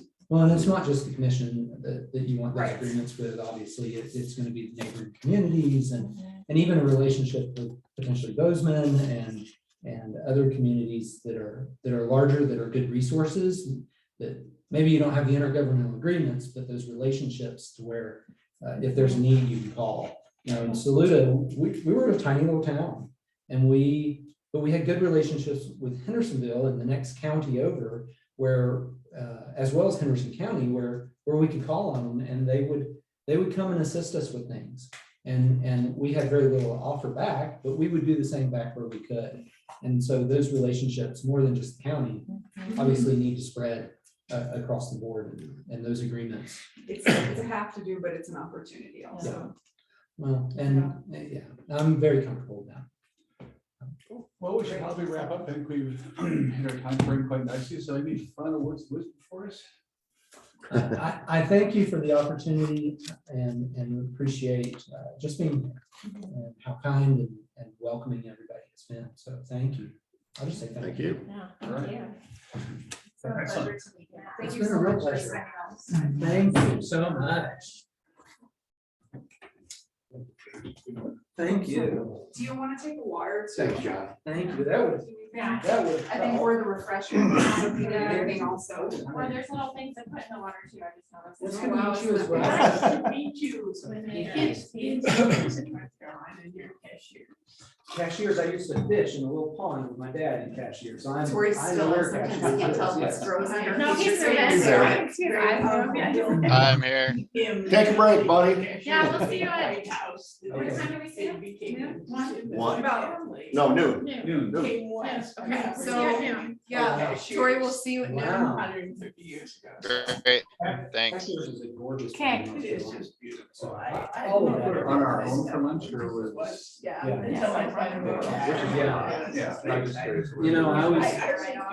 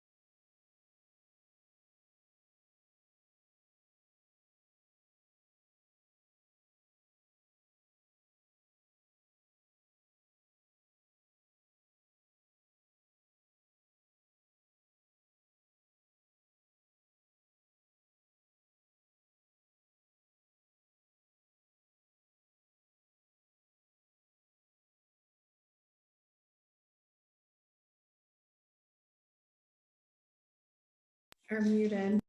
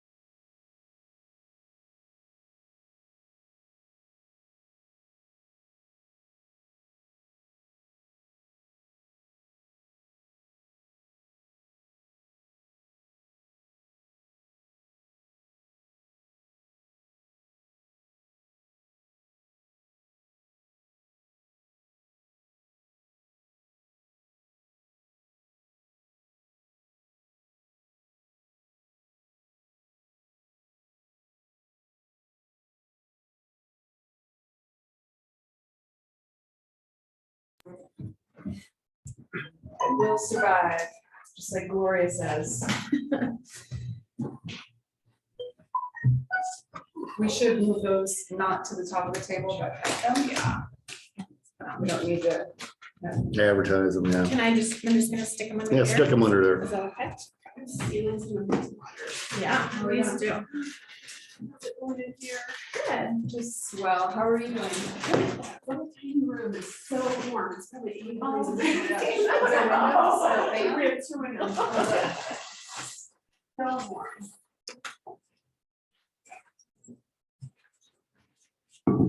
Like all the things. There's no, sorry.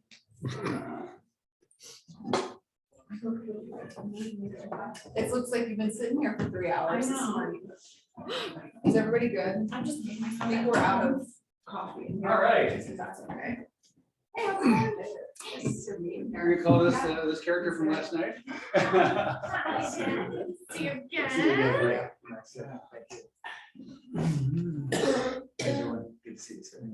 And I want to introduce you to Tori Lyons. He's the commissioner you haven't met yet. He's on screen here on the left. Commissioner, nice to meet you. Too. Welcome, that's a hot seat. Now, we'll leave the door open there, yeah, that's what you do, so. 42, so, yeah.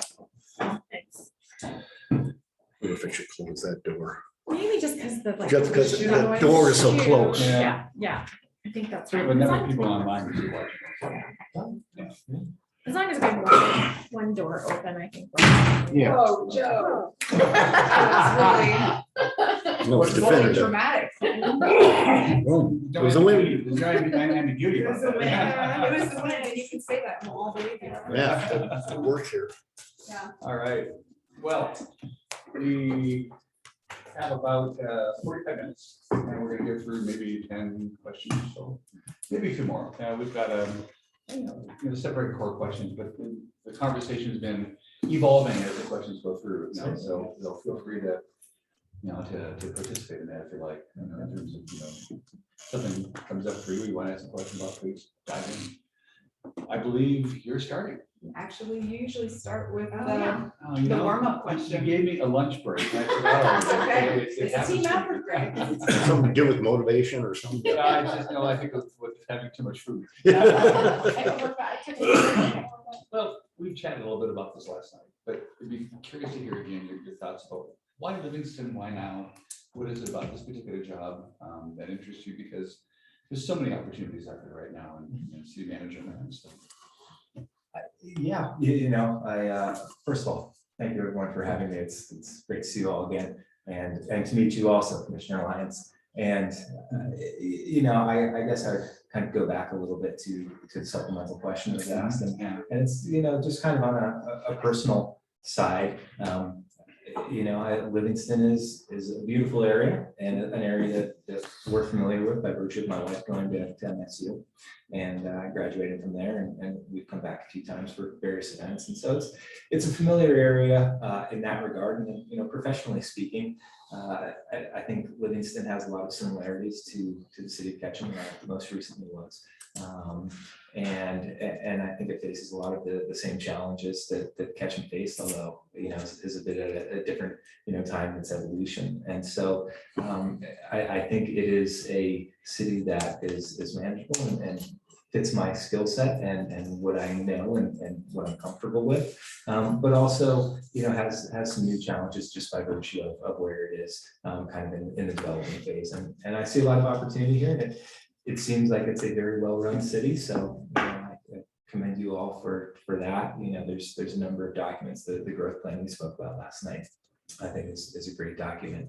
And to have something like that to guide the community is invaluable.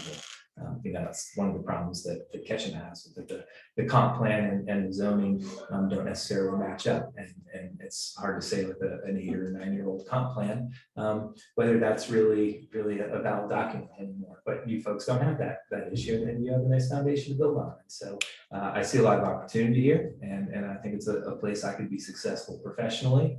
And I just was walking my dog in the park with the kids for the last hour or so. They love it, and so I think it's a place my family could grow and really enjoy. All right, excellent. Yeah. I'll warm us up again. A nice light topic, the budget. Since I've been. It's my specialty. I love budget talk, Excellent, so- great launch question for you. So I'm interested to hear about your preferred budget process and what the commission involvement looks like for you. I'll start out saying I have run a lot of budget processes and different ones. When I was brought to the city of Ketchum, the mayor had me run a zero-based budget for the first year I was there. And that was something that was a priority of hers over prior years, and also a priority of the community. They really wanted to see, just outside fresh eyes, right? That said, it was a bit of a longer process, and it was time burning for staff to work a zero-based budget process. So it's not necessarily one that I would recommend for every year. But I think every few years, it certainly is good to go back and look at the programs and services and how they've been developed. So my preferred budgeting method really is what in the industry is called a current services approach. And so it looks at what services are being delivered by the city today, and then builds upon that with changes, either additions or deletions. And I think it's important to start out, the baseline is with the department directors, right? The people, the subject matter experts that have been put in charge to manage that area of the city. And so, I would typically start out with budget requests from the department heads. In the city of Ketchum, the city administrator had me run the budget process just by virtue of my experience and how we split the work up. And so, we would start it. We had a statutory requirement to approve budget by September 30. We work on a federal fiscal year, and so we would start in late March or early April, and with the department budget requests, both on the operating and the capital side, and receive those in early May or so, and then the mayor, city administrator, and myself would sit down and review those, and then we would also we funded a number of external organizations, whether it was the Transportation Authority or the visitor attraction group, our local destination marketing organization, and a number of others, the local county housing authority, we supported them as well. So at that point, after we got the department head budgets, then we would bring in all the external groups and have them submit their budget requests. And then at that point, once we, knew what the demand for resources was, my team and I would prepare our revenue expectations. And then in mid-May, we would convene a retreat with the council and the mayor, and then learn about their policy priorities and goals for the coming year, and certainly those that impacted the budget. Certainly we want to bring those forward, but there are a number of other items that don't impact the budget, that I think should be brought forward at those kind of strategic visioning sessions, because the budget really is the most strategic tool that the city has, right? Government takes money to operate. And so to fund priorities, or to affect priorities and implement priorities, takes funding.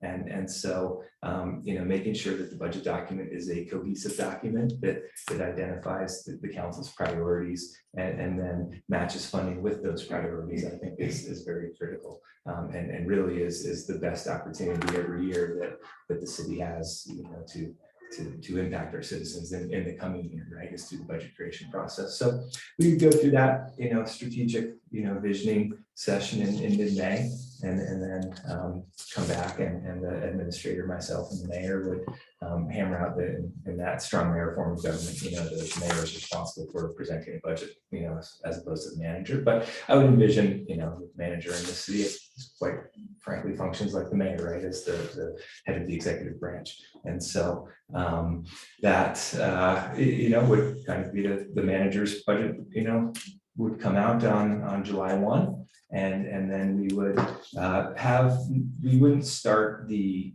the readings of the ordinance. In Idaho, it's 3 readings of an ordinance to pass the budget, right? And so we wouldn't dive right into those. We would have some public comment sessions and review sessions, and obviously opportunities for the council to weigh in on the budget as it's been presented.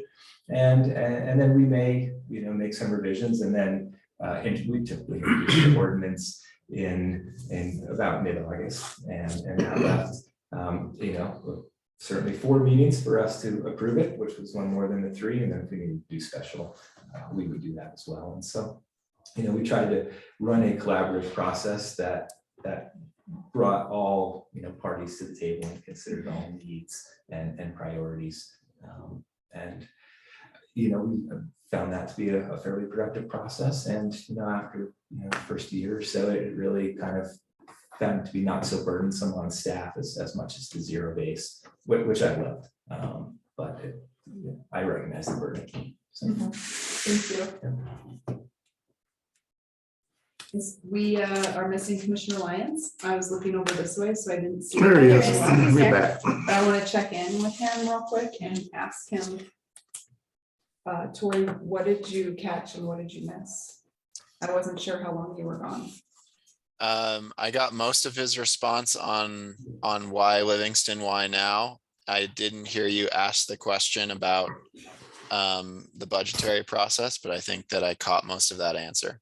So Okay, great. I was out for 3 minutes, and I'm having connectivity issues from my hotel in Santa Fe, unfortunately. If you want to go off video, if that helps at all. Yeah, that's why I was off just now. So I'll stay off video, and I'll just chime in when it's turn. Okay, thank you. And I'll make sure that we reach out to you, and when it's your turn, I'll say hi, okay? Great, thanks. You bet. Okay, good. So it sounds like he caught Yeah. most of it. Yeah. But then we lost him again. No, No, he's there. We he's just off saw video. video. Okay, Yeah. great. He's lurking in the background. Yeah. He's I listening. swear. Yeah, he's good. I'm here. All right, who wants to go next in questions? Is that Quentin? Go ahead. No. You were looking hard, Quentin, I'm not ready.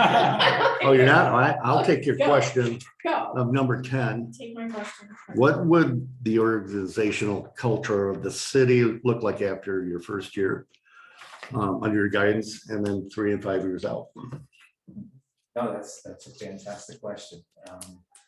Culture matters. It probably matters the most. There's a saying in business school that culture eats strategy for breakfast. And it's true. If everybody is not pulling in the same direction and on the same team, then it really, frankly, doesn't matter what your goals are. You're probably not going to achieve that. Right? And so, I very much believe in the collaborative spirit. And listen, we all got into public service, and I don't have to tell you folks, you're elected officials who are unpaid and are very lowly paid and receive most of the public brunt, right? So I don't have to tell you that we all got into this business for a reason, and that's because we want to serve communities and make communities better. And so, my leadership style really is to kind of tap into that desire, I think, that all public servants have, and ensure that we all have that shared goal and that shared vision of creating a better community and a better place for all of us to live and raise our kids. And so, I think hopefully that becomes infectious, and I'm able to do the right things to ensure that that is the culture of the city, and that everybody is one team and pulling together to support the priority and policy directions of the council. And so, I would hope that by the end of year 1, we've established that, and then frankly, by years 2 and 3, we're just a very well-oiled machine that is off and is running good, clean process for you folks, and is supporting the policy as laid out by the commission, because that's what we're here to do, frankly. People don't vote for the city manager, they vote for the council and the executive branch, and it's not to cut you off there. No, It's kind of fundamental to to America, right? The three co-equal branches of government. And I'm a legislative branch guy, you know, I work for the Connecticut General Assembly. I have a great respect for the power of the legislature and the role that the legislative branch plays. And I recognize that, you know, a lot of people don't recognize, but I do, that the executive branch really is there to implement the policy and execute the budget as approved by the legislative branch, and plain and simple. Everybody may look at the governor or the president as the person who's running the show, but More than that. those people that have been in the trenches of government understand that the legislature is where a lot of the power is, and where a lot of the policy and direction is derived from. And so, you know, I would hope that, you know, by year one, the team understands that, and we're all pulling in that direction. And like I said, by year 3 or 4, we're a well-oiled machine that is implementing the priorities that you've established. Just follow up on that if you don't mind. So if you have someone in leadership that's really not supporting the board, or feels that there's a conflict, or only half-heartedly supporting what the board is doing, how do you go about resolving that problem? I mean, I hear exactly what you're saying, and I think it's an awesome comment. Pragmatically, how do you make that happen? Yeah, you know, you probably remember we had that situation in Ketchum. I've never seen it before in any of the cities that I manage. So Yeah, no, it's unique, yeah. Ketchum's a different place. But, you know, I think really just kind of one-to-one and person-to-person level have to have a conversation and understand what some of these motivations are and what their goals are, and just ensure that you've got the right players on the team, you know, and the right people in the right role. You know, oftentimes that may not be the case for various reasons. You know, people advance in careers for different reasons, and you know, different times, and a lot of that is just happenstance and circumstance. And so, you know, I do think it's important to make sure that we are one team and everybody shares the same goal, is going in the right direction. And you know, I when I joined the city of Ketchum, you know, I inherited a deputy treasurer from my predecessor, and she was fantastic. She was our longest serving employee in the city, 31 years. But you know, it was clear after a year of conversation with her that her heart just wasn't in it anymore. And so, you know, about 14 months after I started, our longest serving employee left the city. And you know, she did so with, you know, grace and her head held high. But you know, I think we all just recognized that everybody that was in the situation recognized that it was the best for everyone. And you know, there was, you know, when it happened, you know, there were certainly some hard feelings. You know, she cried, but you know, I was skiing in March with my boys and ran into her at the base lodge, you know, and she gave me a hug and we talked for a half hour, and she looked as happy as I've ever seen her, you know, and she got it, and there was no animosity there. And you know, I still see her around town, and so we're all professionals. You know? So, thanks. Yeah. Thank you. Tori? Tori, you want to ask a question? Sure, thanks. So, you know, one of my questions that I've been asking is what you see as the role of the city manager in a manager commission style government.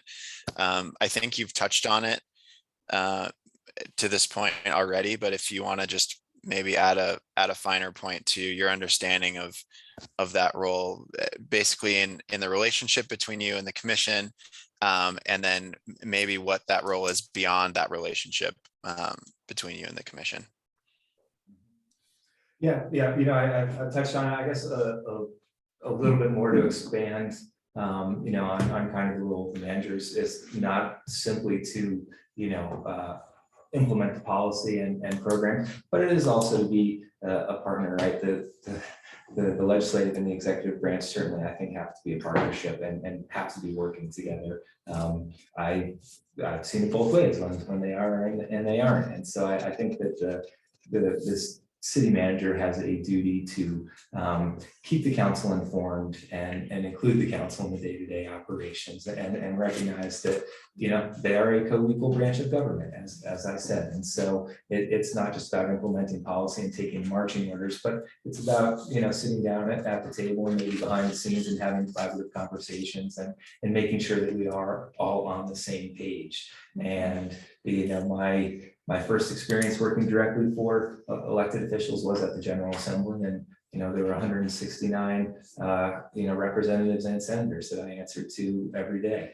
And I really saw the value of communication and team building, that making sure everyone's on the same page, but then also that our partners in the executive branch and the governor's office and his budget office, knew what we were doing and not springing surprises on them come budget time. And similarly, when the governor's budget came out, we had some understanding of what to expect there, because we've been working with our counterparts. And so I think, we're all, like I said, we all have a shared mission and a shared purpose. And so I think that the city manager's goal is twofold: to support, but also to guide the council as well. Anything else? As a follow-up, or are you all done?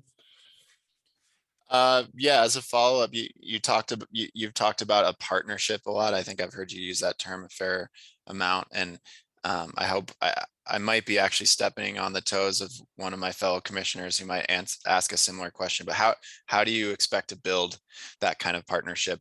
And I'm actually going to give that question to you twofold. How do you expect to build a partnership with the commission? And then secondly, with a staff who's just lost a leader that they cared for very deeply?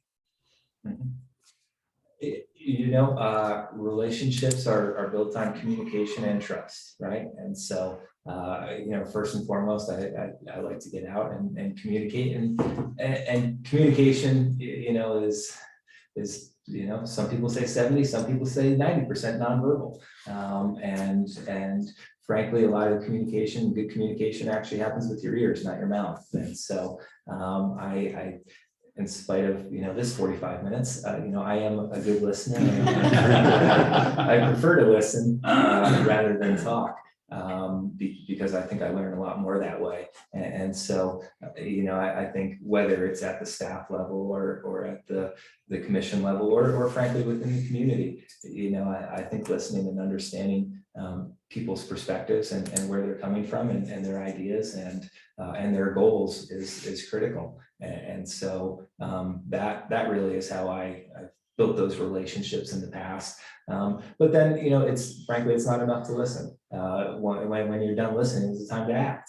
And I think, how people act and how they carry themselves also, goes back to building that trust, like I said, and having, trust that the city manager is going to do what they said they were going to do, and seeing that they listened and what the policy or the program that's being implemented or being proposed, kind of is born from listening and communicating. I think also goes to help build the trust. So that's kind of how what I prioritize when I'm establishing relationships is listening and building trust in any way I can. And then once you've hit that sweet spot, there's no limit to what you can do together, right? As a team that's listening and trusting and working together, you can achieve great things. And that really is the goal for me as the city manager.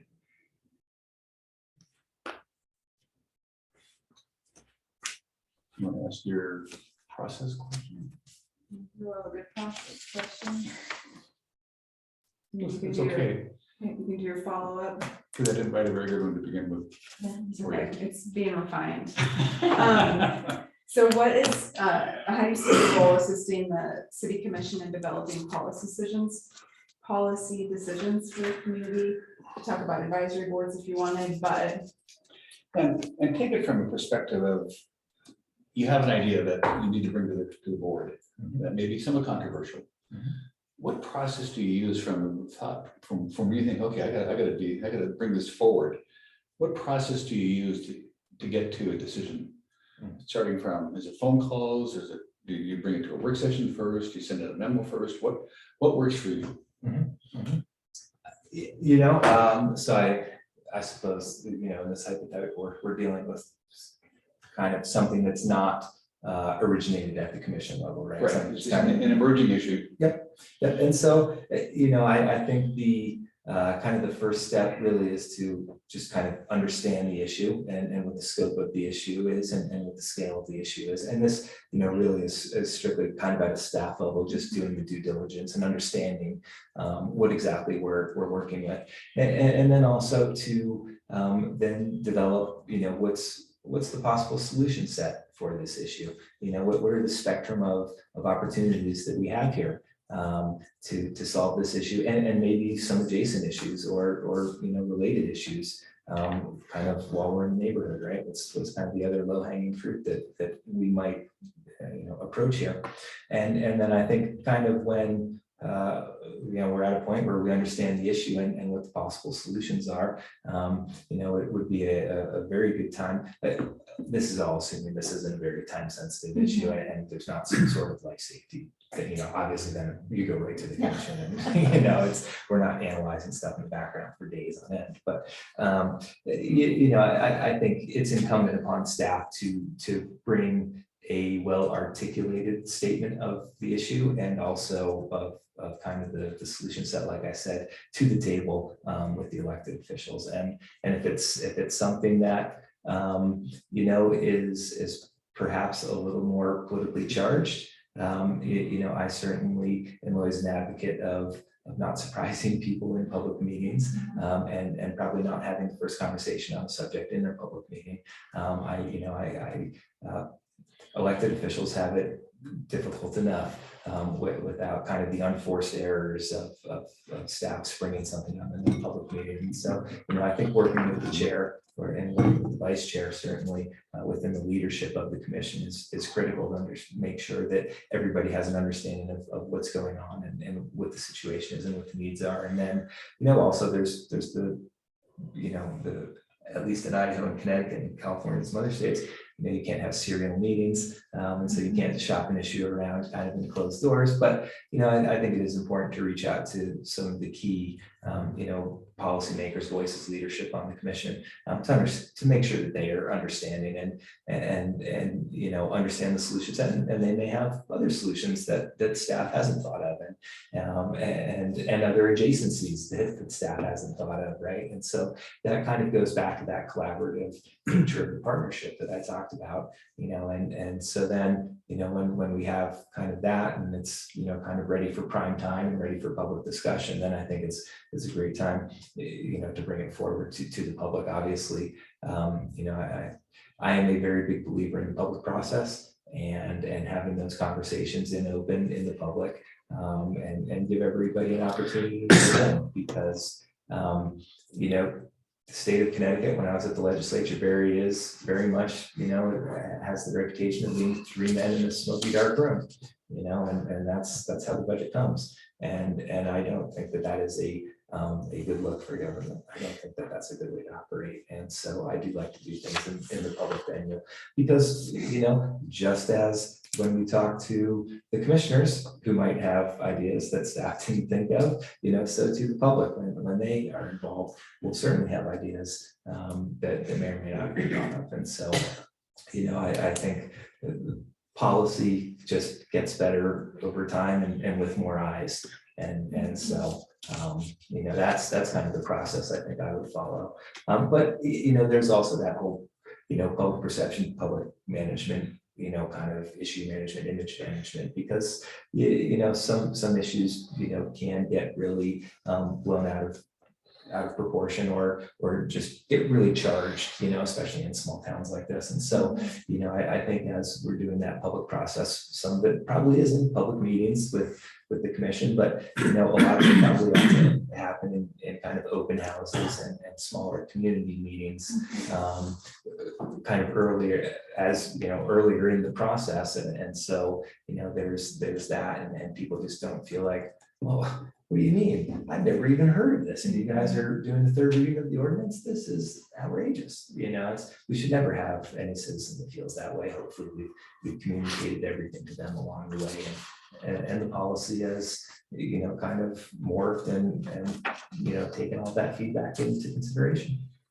Can you give us an idea of what, when you talk about open houses or smaller community meetings, what you're imagining when you say that, what that looks like? You know, it's a tool we used with the fire station. When I was the project manager there, you know, we kind of did those in two phases. You know, in the early phase when we established the need, we did, you know, tours and brought the public in and showed them kind of what the conditions were and you know, how the living situation was. And then once we had worked with the architect and come up with, you know, the conceptual design and the floor plans and, you know, had a budget and we're, you know, approaching taking this out to voters, you know, we reopened, did more open houses to bring people in and, okay, you've seen the problem, now here's the proposed solution. And certainly we had input leading up to that, but, you know, public safety building is not one that really actually is great for public input because it's such a mission focused building, right? And really the professionals, you know, kind of have a lot of say in how those buildings are designed just by virtue of, you know, it's not a public space really, right?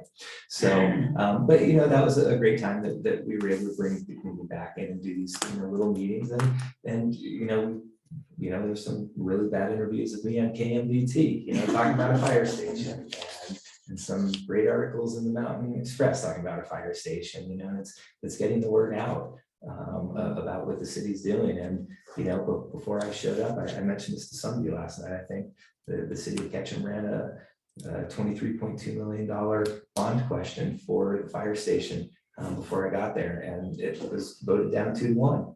And we, you know, I was brought on, made some, you know, changes in the project and scope and certainly how we communicated and brought it out. But we passed a $11.5 million bond by 6 votes. And so, you know, it's 66% in Idaho to get the new tax. And so, you know, we went from losing 2-1 to winning 2-1 inside of 2 years. And this was on an issue that had vexed the community for 20 or 30 years. And so, you know, I think that that really is a testament to the process. But, you know, just talking to people on a one level next to a sandwich board is you know, very helpful a lot of the time. And, you know, also giving people, I think, opportunities to express their opinion, whether it's, you know, just on written comment cards, or even we used to do these little dot plots about, you know, kind of what do you favor, this end of the spectrum, that end of the spectrum, you know, and I think that kind of small grassroots community engagement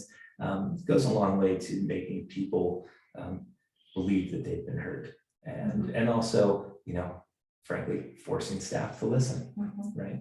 So. Thanks. Yeah. Thank you, that was great. Tori, I think I'm gonna steal your question. That's Beth I talking know. today between commissioners. Maybe you can help me if I don't get it quite right, but can you talk to us about maybe some key issues that you've dealt with in Ketchum that potentially may look like issues you might see here in Livingston? So how is that, Tori? Or do you want to help? You nailed it. Thank you. All right. You're on your own. Well, you know, certainly everywhere I've ever been, housing is an issue. And that does not seem to be any different here. And then certainly, you know, you folks, just by virtue of your location, you know, the short-term rental issue, I imagine is if not already a hot topic, is likely to be. Those are two issues that you know, I have fairly good familiarity with from the city of Ketchum. You know, the Idaho State Legislature passed a law very early in my time that somewhat handcuffed the city's ability to manage the short-term rental market, but it gave us some opportunity, and one, you know, was really that you know, it made the requirement that if we were one of 18 cities that was statutorily enabled to have a local option sales tax, and so it forced compliance with them, and I was the first city treasurer in the state of Idaho to negotiate with Airbnb and VRBO and come to an agreement, a signed contract with them to remit the taxes. And that's not easy, you folks can look all day online for Airbnb's tax compliance unit, but where their office or what their fax or phone number is, you're not gonna find it. My brother works in Silicon Valley. It took him a little bit of time to find it for me. But I, was able to go knocking on their door and like I said, sign the first agreement. That agreement became the template to many other city treasurers in the state. And so I do have some familiarity working with those entities, they know Greg Gager's name. I was kind of a thorn in their side for a little while.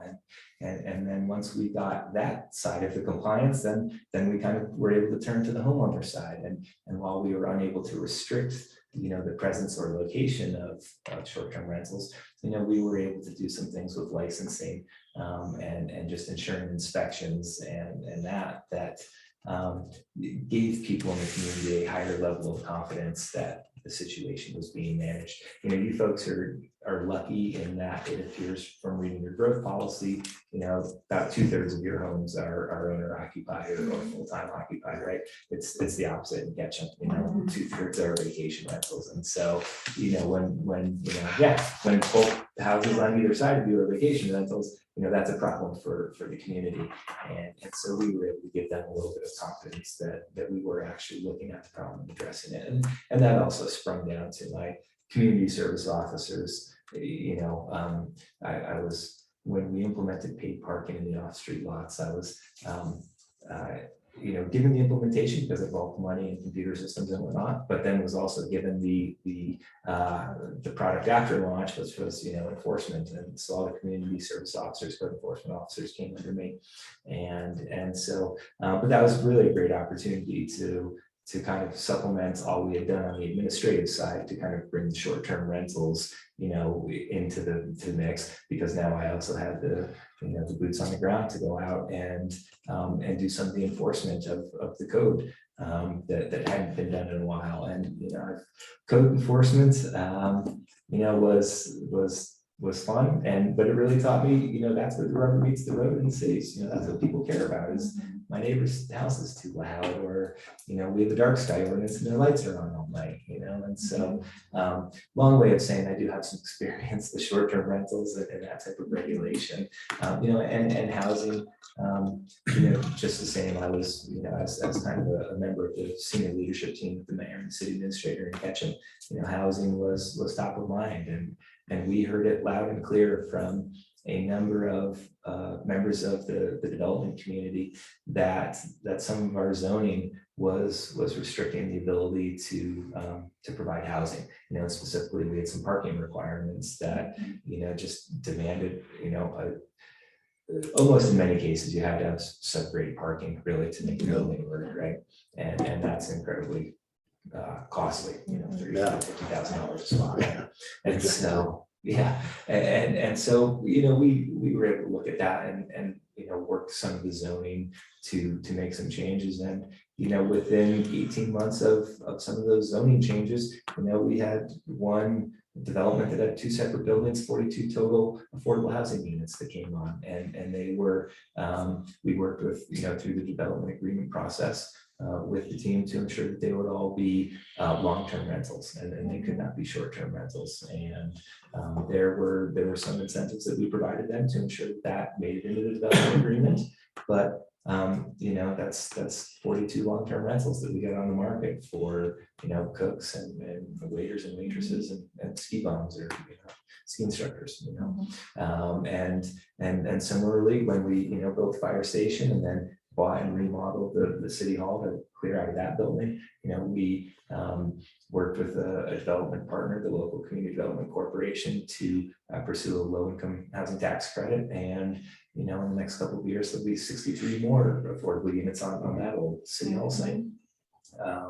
And so, the issues that are present in Livingston, like I said, are ones that I have dealt with. And old infrastructure, I guess is another one that I heard last night and have experienced a little bit driving around, I'll be honest, but old infrastructure, that's kind of my daily. I started in capital infrastructure in New York City, a 200-year-old city, and a few weeks ago I was in Barry, Vermont, helping them, work through their capital improvement plan. They're a 200-year-old city that just got a sales tax. And so, there's a lot of issues that Livingston faces that I'm familiar with and have some ideas to help improve. Great, thank you. It's back. Tori, follow up? I don't have a follow-up to that one, but I do have one more question. I guess I'll take this opportunity. So we recently had a 500-year flood in June.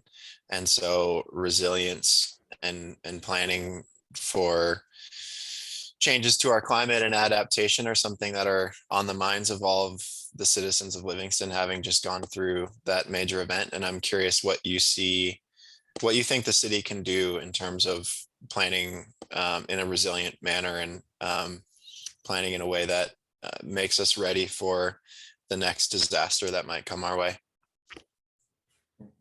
Yeah, no, that's a fantastic question. That river runs right through town and it's there. And I can just tell by looking at it, that thing's built to hold a lot of water, which is naturally built to hold a lot of water, right? And, Ketchum's not dissimilar. When I got there in 2016, spring of 2017, we had that big snow year in 2016, 17. I'm sure you folks had a little one at least. And, we were a federally declared disaster area in June of that year. And so I'm familiar with that and I've kind of gone through that, hazard mitigation process.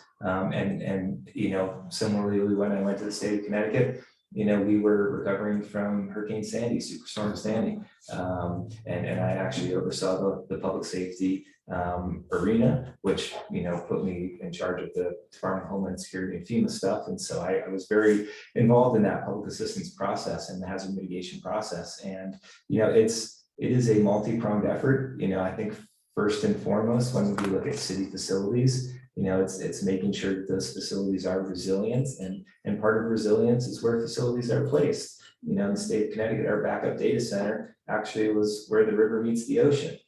Turned out not to be the best location for a data center. Yeah. Superstorm Sandy, right? And so if we moved it, about 40 miles inland.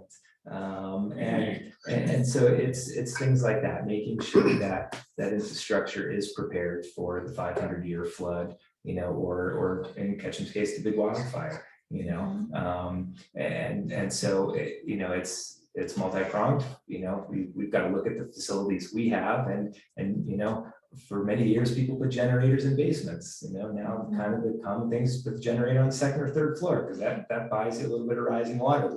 And so maybe there's some retrofitting of existing facilities to ensure that they're resilient.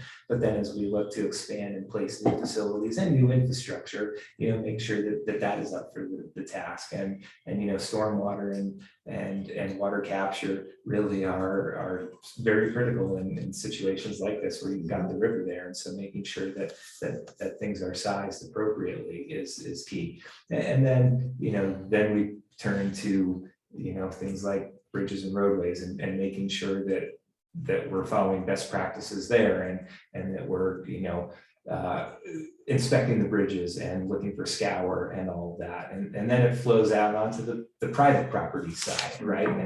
And we've certainly got to be aware of what private property owners are doing out in the river. And, in the city of Ketchum, we owned the riverbed in a number of areas.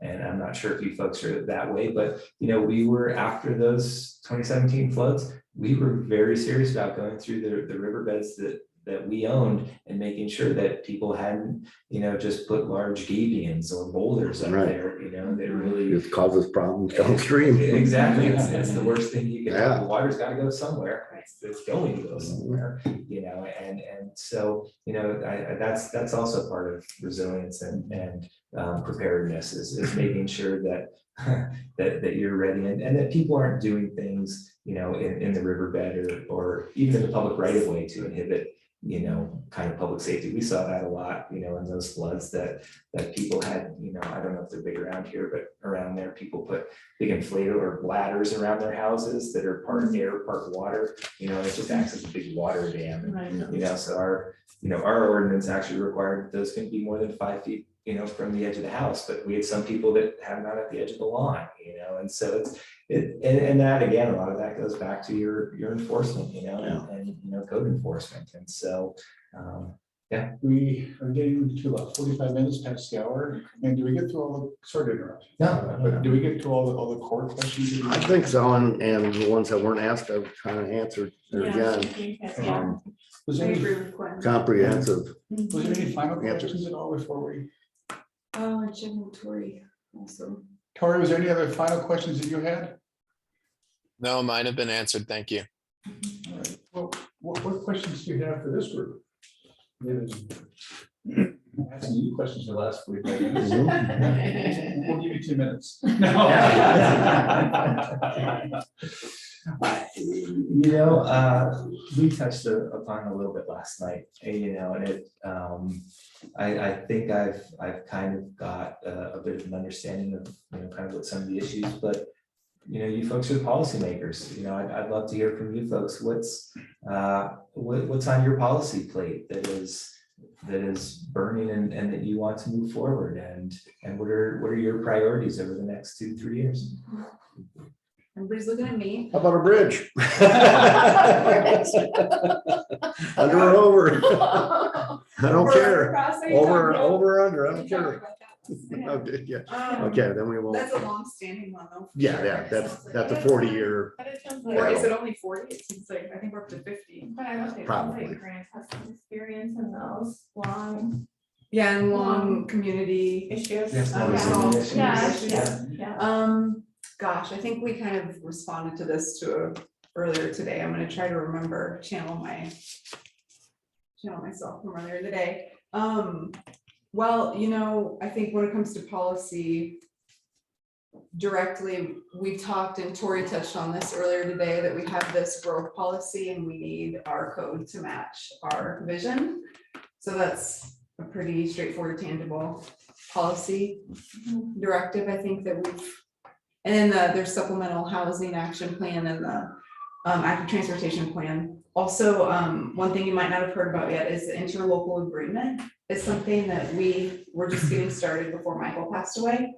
So that's like our agreement with the county for a lot of services that we share. Yeah, we share, yeah. Or everything that we, you know, so it would be like emergency services and like buildings that we share, property that we share, and there's a whole long IT list. and all that. There's a Yeah. long list. I mentioned also the airport, Yes. the local airport, so those are things that we share with the county, and all of those, we call it the city county charter. Compact. It's an Compact, interlocal compact, agreement. thank you. Interlocal, Compact, yeah, or and compact, all of those are and it's very out of outdated. date, and so they all need to be redone, and so that's something that we really do need. Part of the challenge is there's 3 county commissioners and no manager.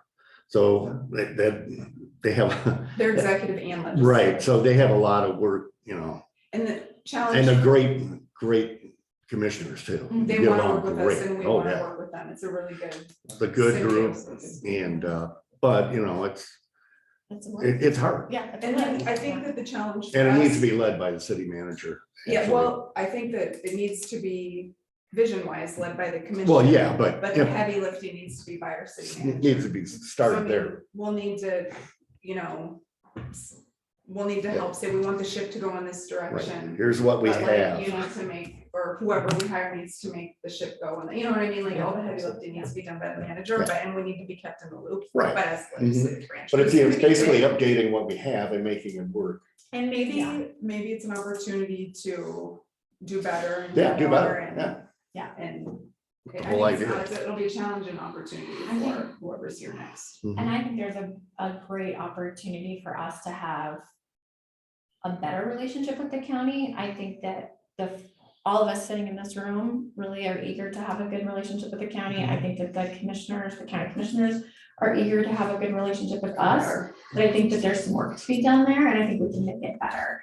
And I think that a city manager, the working with city manager could really be the way to get there. And that includes Tori, even though he's not in this He's room, not. I would include him in this stuff. It's He's in the also Tori room. would be, But yeah, and I would just agree with Melissa that we have some really great new foundational documents that we need to implement. You and the know, community's eager and hungry for it, Yeah. like they don't want it to just sit there, but I bet Tori has stuff to add to this topic too. Not particularly. I appreciate Chair Newt's bringing up the need to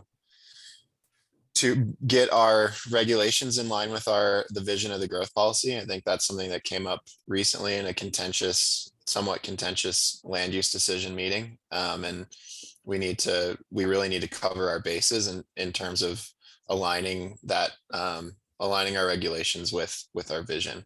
I think the vision is clear and the regulations kind of reflect an outdated vision for our city. So that I think is an imperative in the immediate term. So. And I would say it's not policy, but since I've been chair during this like strange summer that we've had, I would say that I am getting a lot of phone calls and feedback from the community about unmet needs or concerns about where we are in the post-flood recovery. And that's not something that I am equipped as the legislative branch to be able to help our community with. And so I think that there will be some initial, whoever comes in is gonna have to be quickly firmly planted and ready to assist our community. The commission included on what this looks like is we're still assessing the damage and what comes next. And that gets to, Commissioner Lyons' question too about resiliency and what comes next post flood. So, Absolutely. yeah, not all policy, but definitely city manager stuff. Yeah, no, hey, it's, we always used to joke, hey, I was busy running the city. Sometimes you just don't get to those fun policy discussions, as quickly as you might like, because things like floods happen and fires and whatnot. So, yeah, I understand. It's great. Any other questions at all? You folks have had a long day, and I know you've got a couple hours ahead of you because this Greg's not gonna be easy on you. So. Yeah, it's closed session. And I might add that the four of you have not made it very easy either. So, Yeah. It's a good problem to have. Yes. Right, so. Awesome. Well, listen, any final words of wisdom for us before we wrap up? I thank you all for your time and the hospitality that you've shown over the last few days. It's a great community you've got here, and you've got a lot to be happy and thankful for, and a lot of work ahead of you. And so, hopefully I'm fortunate enough to be selected, but if not, best of luck to y'all. Yeah. Thank you. Thank you. It's been such a pleasure to meet you. Thank you so much. Thanks for having me. Yeah, thank you. Great. Great job. Thanks. You're in Rochester now? No, I'm in Idaho now. Oh, in Idaho. Yeah. You had an Georgia prison return to Rochester. I went to college there. Married. Thank you. Yeah. Thanks for sharing. Our pleasure. Nice to meet you also. Thanks for being here, Patricia. Yeah. We always. There you go. Yeah. There you go. Well, we didn't do it yet, I guess. Now, where in Michigan did you grow up? Mostly Port Huron. Oh, Port Huron. Yeah. I've got my cousin lives in Holland on the other side. Yeah. My brother had a place in North Shores up by Muskegon. Yeah. We lived up outside of Traverse City for a couple of years. Oh, okay. I love it So, over there. yeah, it's beautiful. There's just no economy, it's like. Oh, I know, yeah. Like if My you're cousin in- bought a yeah. summer home up, If you, up where Harrison used to Yeah. have his place. yeah, so we were in Maybe Interlochen and Nesson City, Yeah. just little teeny towns, but yeah, I mean, and that was in the 80s too, so there really wasn't, like, nobody had any money. No, I know, You yeah. know? My brother-in-law went to Yeah. Rock and Yeah. for 4 years. wanted to go. Hey, through. fellow I did too, commissioners, but I wasn't good enough. What's we're, that? we're back at 3, right? That Yeah. is correct. Back here at 3. Okay, because I've got 2 hours of other meetings and then I'll be back at 3. Sorry. All right. Good luck, Tori. Thank Bye. you. I'd Thanks. rather pick up a hammer. Yeah. Oh, is there any public here? Yeah. They may be signing in too. Do I don't think I need to take any public comment for this. If we because open we're that in door, Public comment. bring them around. So I need a, do I need a motion to adjourn this? Yes. I need Move a to- motion to adjourn. I moved to adjourn. Second. Let me write this down. A motion by Quentin and a second, or a motion by Schwartz and a second by Carrie. Roll call. Kale, roll call please. Chair Newts, Vice Chair Kyle, 4, Commissioner Freeman, 4. Commissioner Schwartz, 4. Commissioner Lyons. Or Thank you all. I hope you have a good afternoon. Enjoy the sun for all of us. So- Are there only 4 choices or is there a 5th? None of the above. Well, that would be, Could be. that would be a comment that the board will consider. I was just curious if you were committed to hiring one of these 4 or might you That's, consider? we'll have to discuss that. Yeah. That won't be just up to me. Very. Thanks, folks. We appreciate you so much. Thanks a lot. Do you have any background info or are you able to just? I'm just gonna make it so. Okay. I'm just gonna make it so. I want to take a little break. Yeah. Like, get some drinks. Yeah. Roll like water. I don't roll that way. I'm not that excited. Melissa, do you want to announce it here? Oh, yeah. So we're gonna take a short break and we'll come back in 10 minutes. And start the next portion of the meeting. So you might just be put in a waiting room if you're not Tori. And we'll see you soon. Thanks, folks.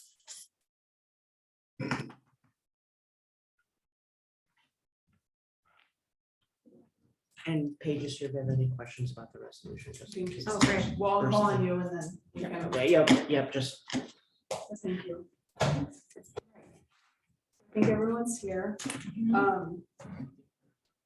And will you just click on the participants chat with that mouse so we can see if somebody raises their hand or comes up, and it's easier to watch when that second hand is up. We're in open session right now.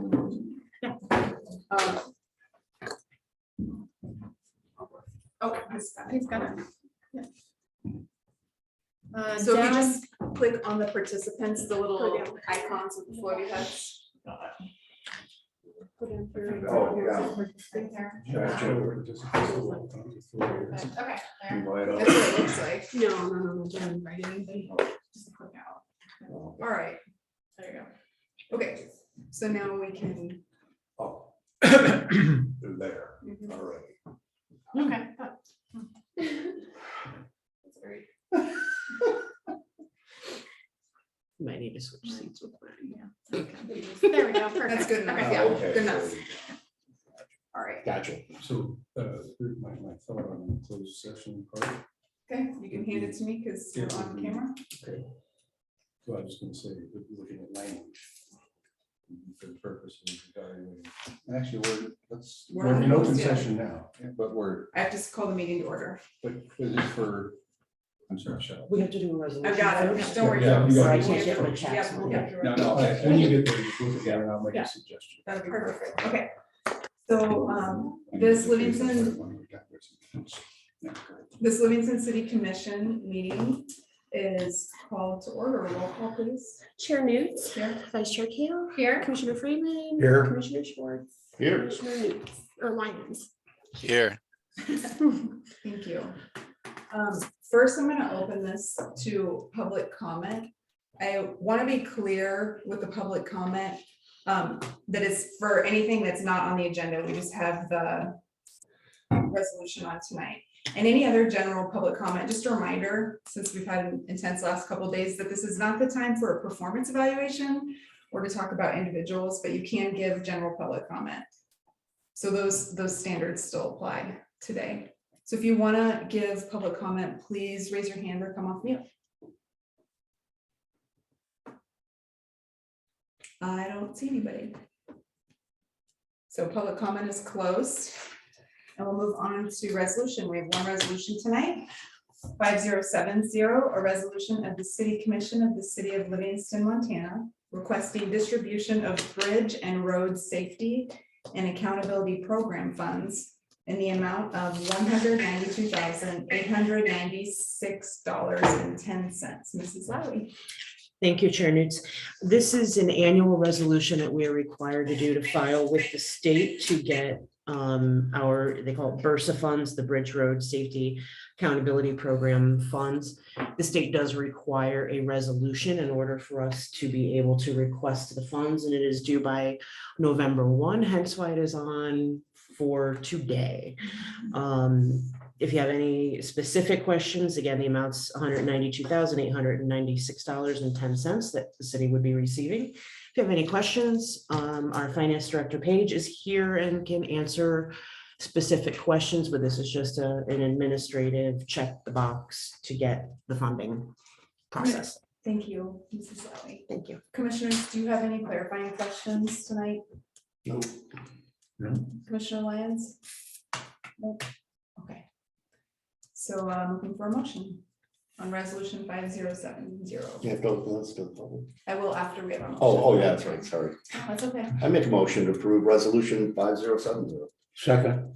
So a motion by Schwartz and a second by Friedman, and now we'll open it to the public. If there's anyone here that wants to give comment on resolution 5070, please come off mute or raise your hand. All right, seeing nothing.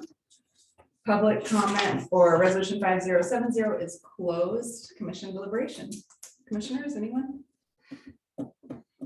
Nope. Seems pretty straightforward. Yeah, seems pretty straightforward to me too. There.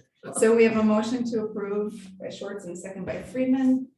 No deliberation, roll call please. Chair News. 4. Vice Chair Kale. 4. Commissioner Friedman. 4. Commissioner Schwartz. 4. Commissioner Lyons. Motion. 4. Oh, sorry. I'm sorry. Motion passes. Sorry, jumped the gun.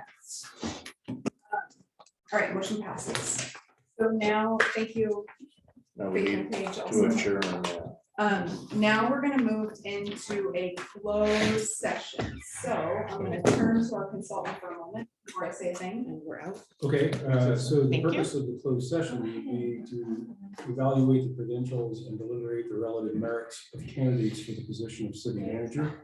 In this case, the right to privacy has not been waived. All right, so Tori, can you confirm if that came through on audio? Sure did. Okay, so the right to privacy has not been waived for the things that, For the purpose of evaluating credentials and deliberating the relative merits of candidates for the position of city manager. thank you. So we're gonna move into closed session now. We will open again at the end. So you're gonna be put in the waiting room if you wanna wait around, but this is gonna be closed.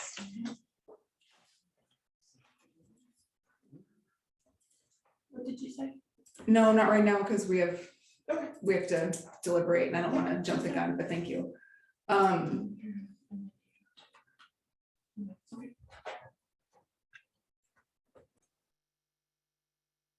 Okay, I think, Melissa, I think everyone is in from the waiting room. Thank you, Carrie. Okay. Okay, so we're reopening the meeting to the public now. And our agenda, our next agenda item is to discuss, approve, deny opening negotiations with a selected finalist. So the next thing I'm gonna do is look to the commission for a motion. I would like to make a motion to continue the process with no decision being made at this time. And we will, in the very near future, set a meeting date to announce our candidate. Yeah, I'll second that. Okay. Okay, so we have a motion to continue the process with no decision made at this time, and in the near future, the commission will set another meeting date. So we have a motion by Schwartz and a second by Friedman. Yeah. And I'll just do the roll call since I'm here. So we'll do a roll call vote. Oh, no, actually, we won't do a roll call vote yet. I'm so sorry. We need to Public open it to comment. public comment. Yeah. So, the next thing we're gonna do is to open it to public comment. If you want to speak, just raise your hand or come off mute. And remember again that this is not a performance evaluation, so we're not talking about, individual characteristics or anything like that. If you want to give public comment, now's your chance. Raise your hand or just come off mute if you'd like to make public comment.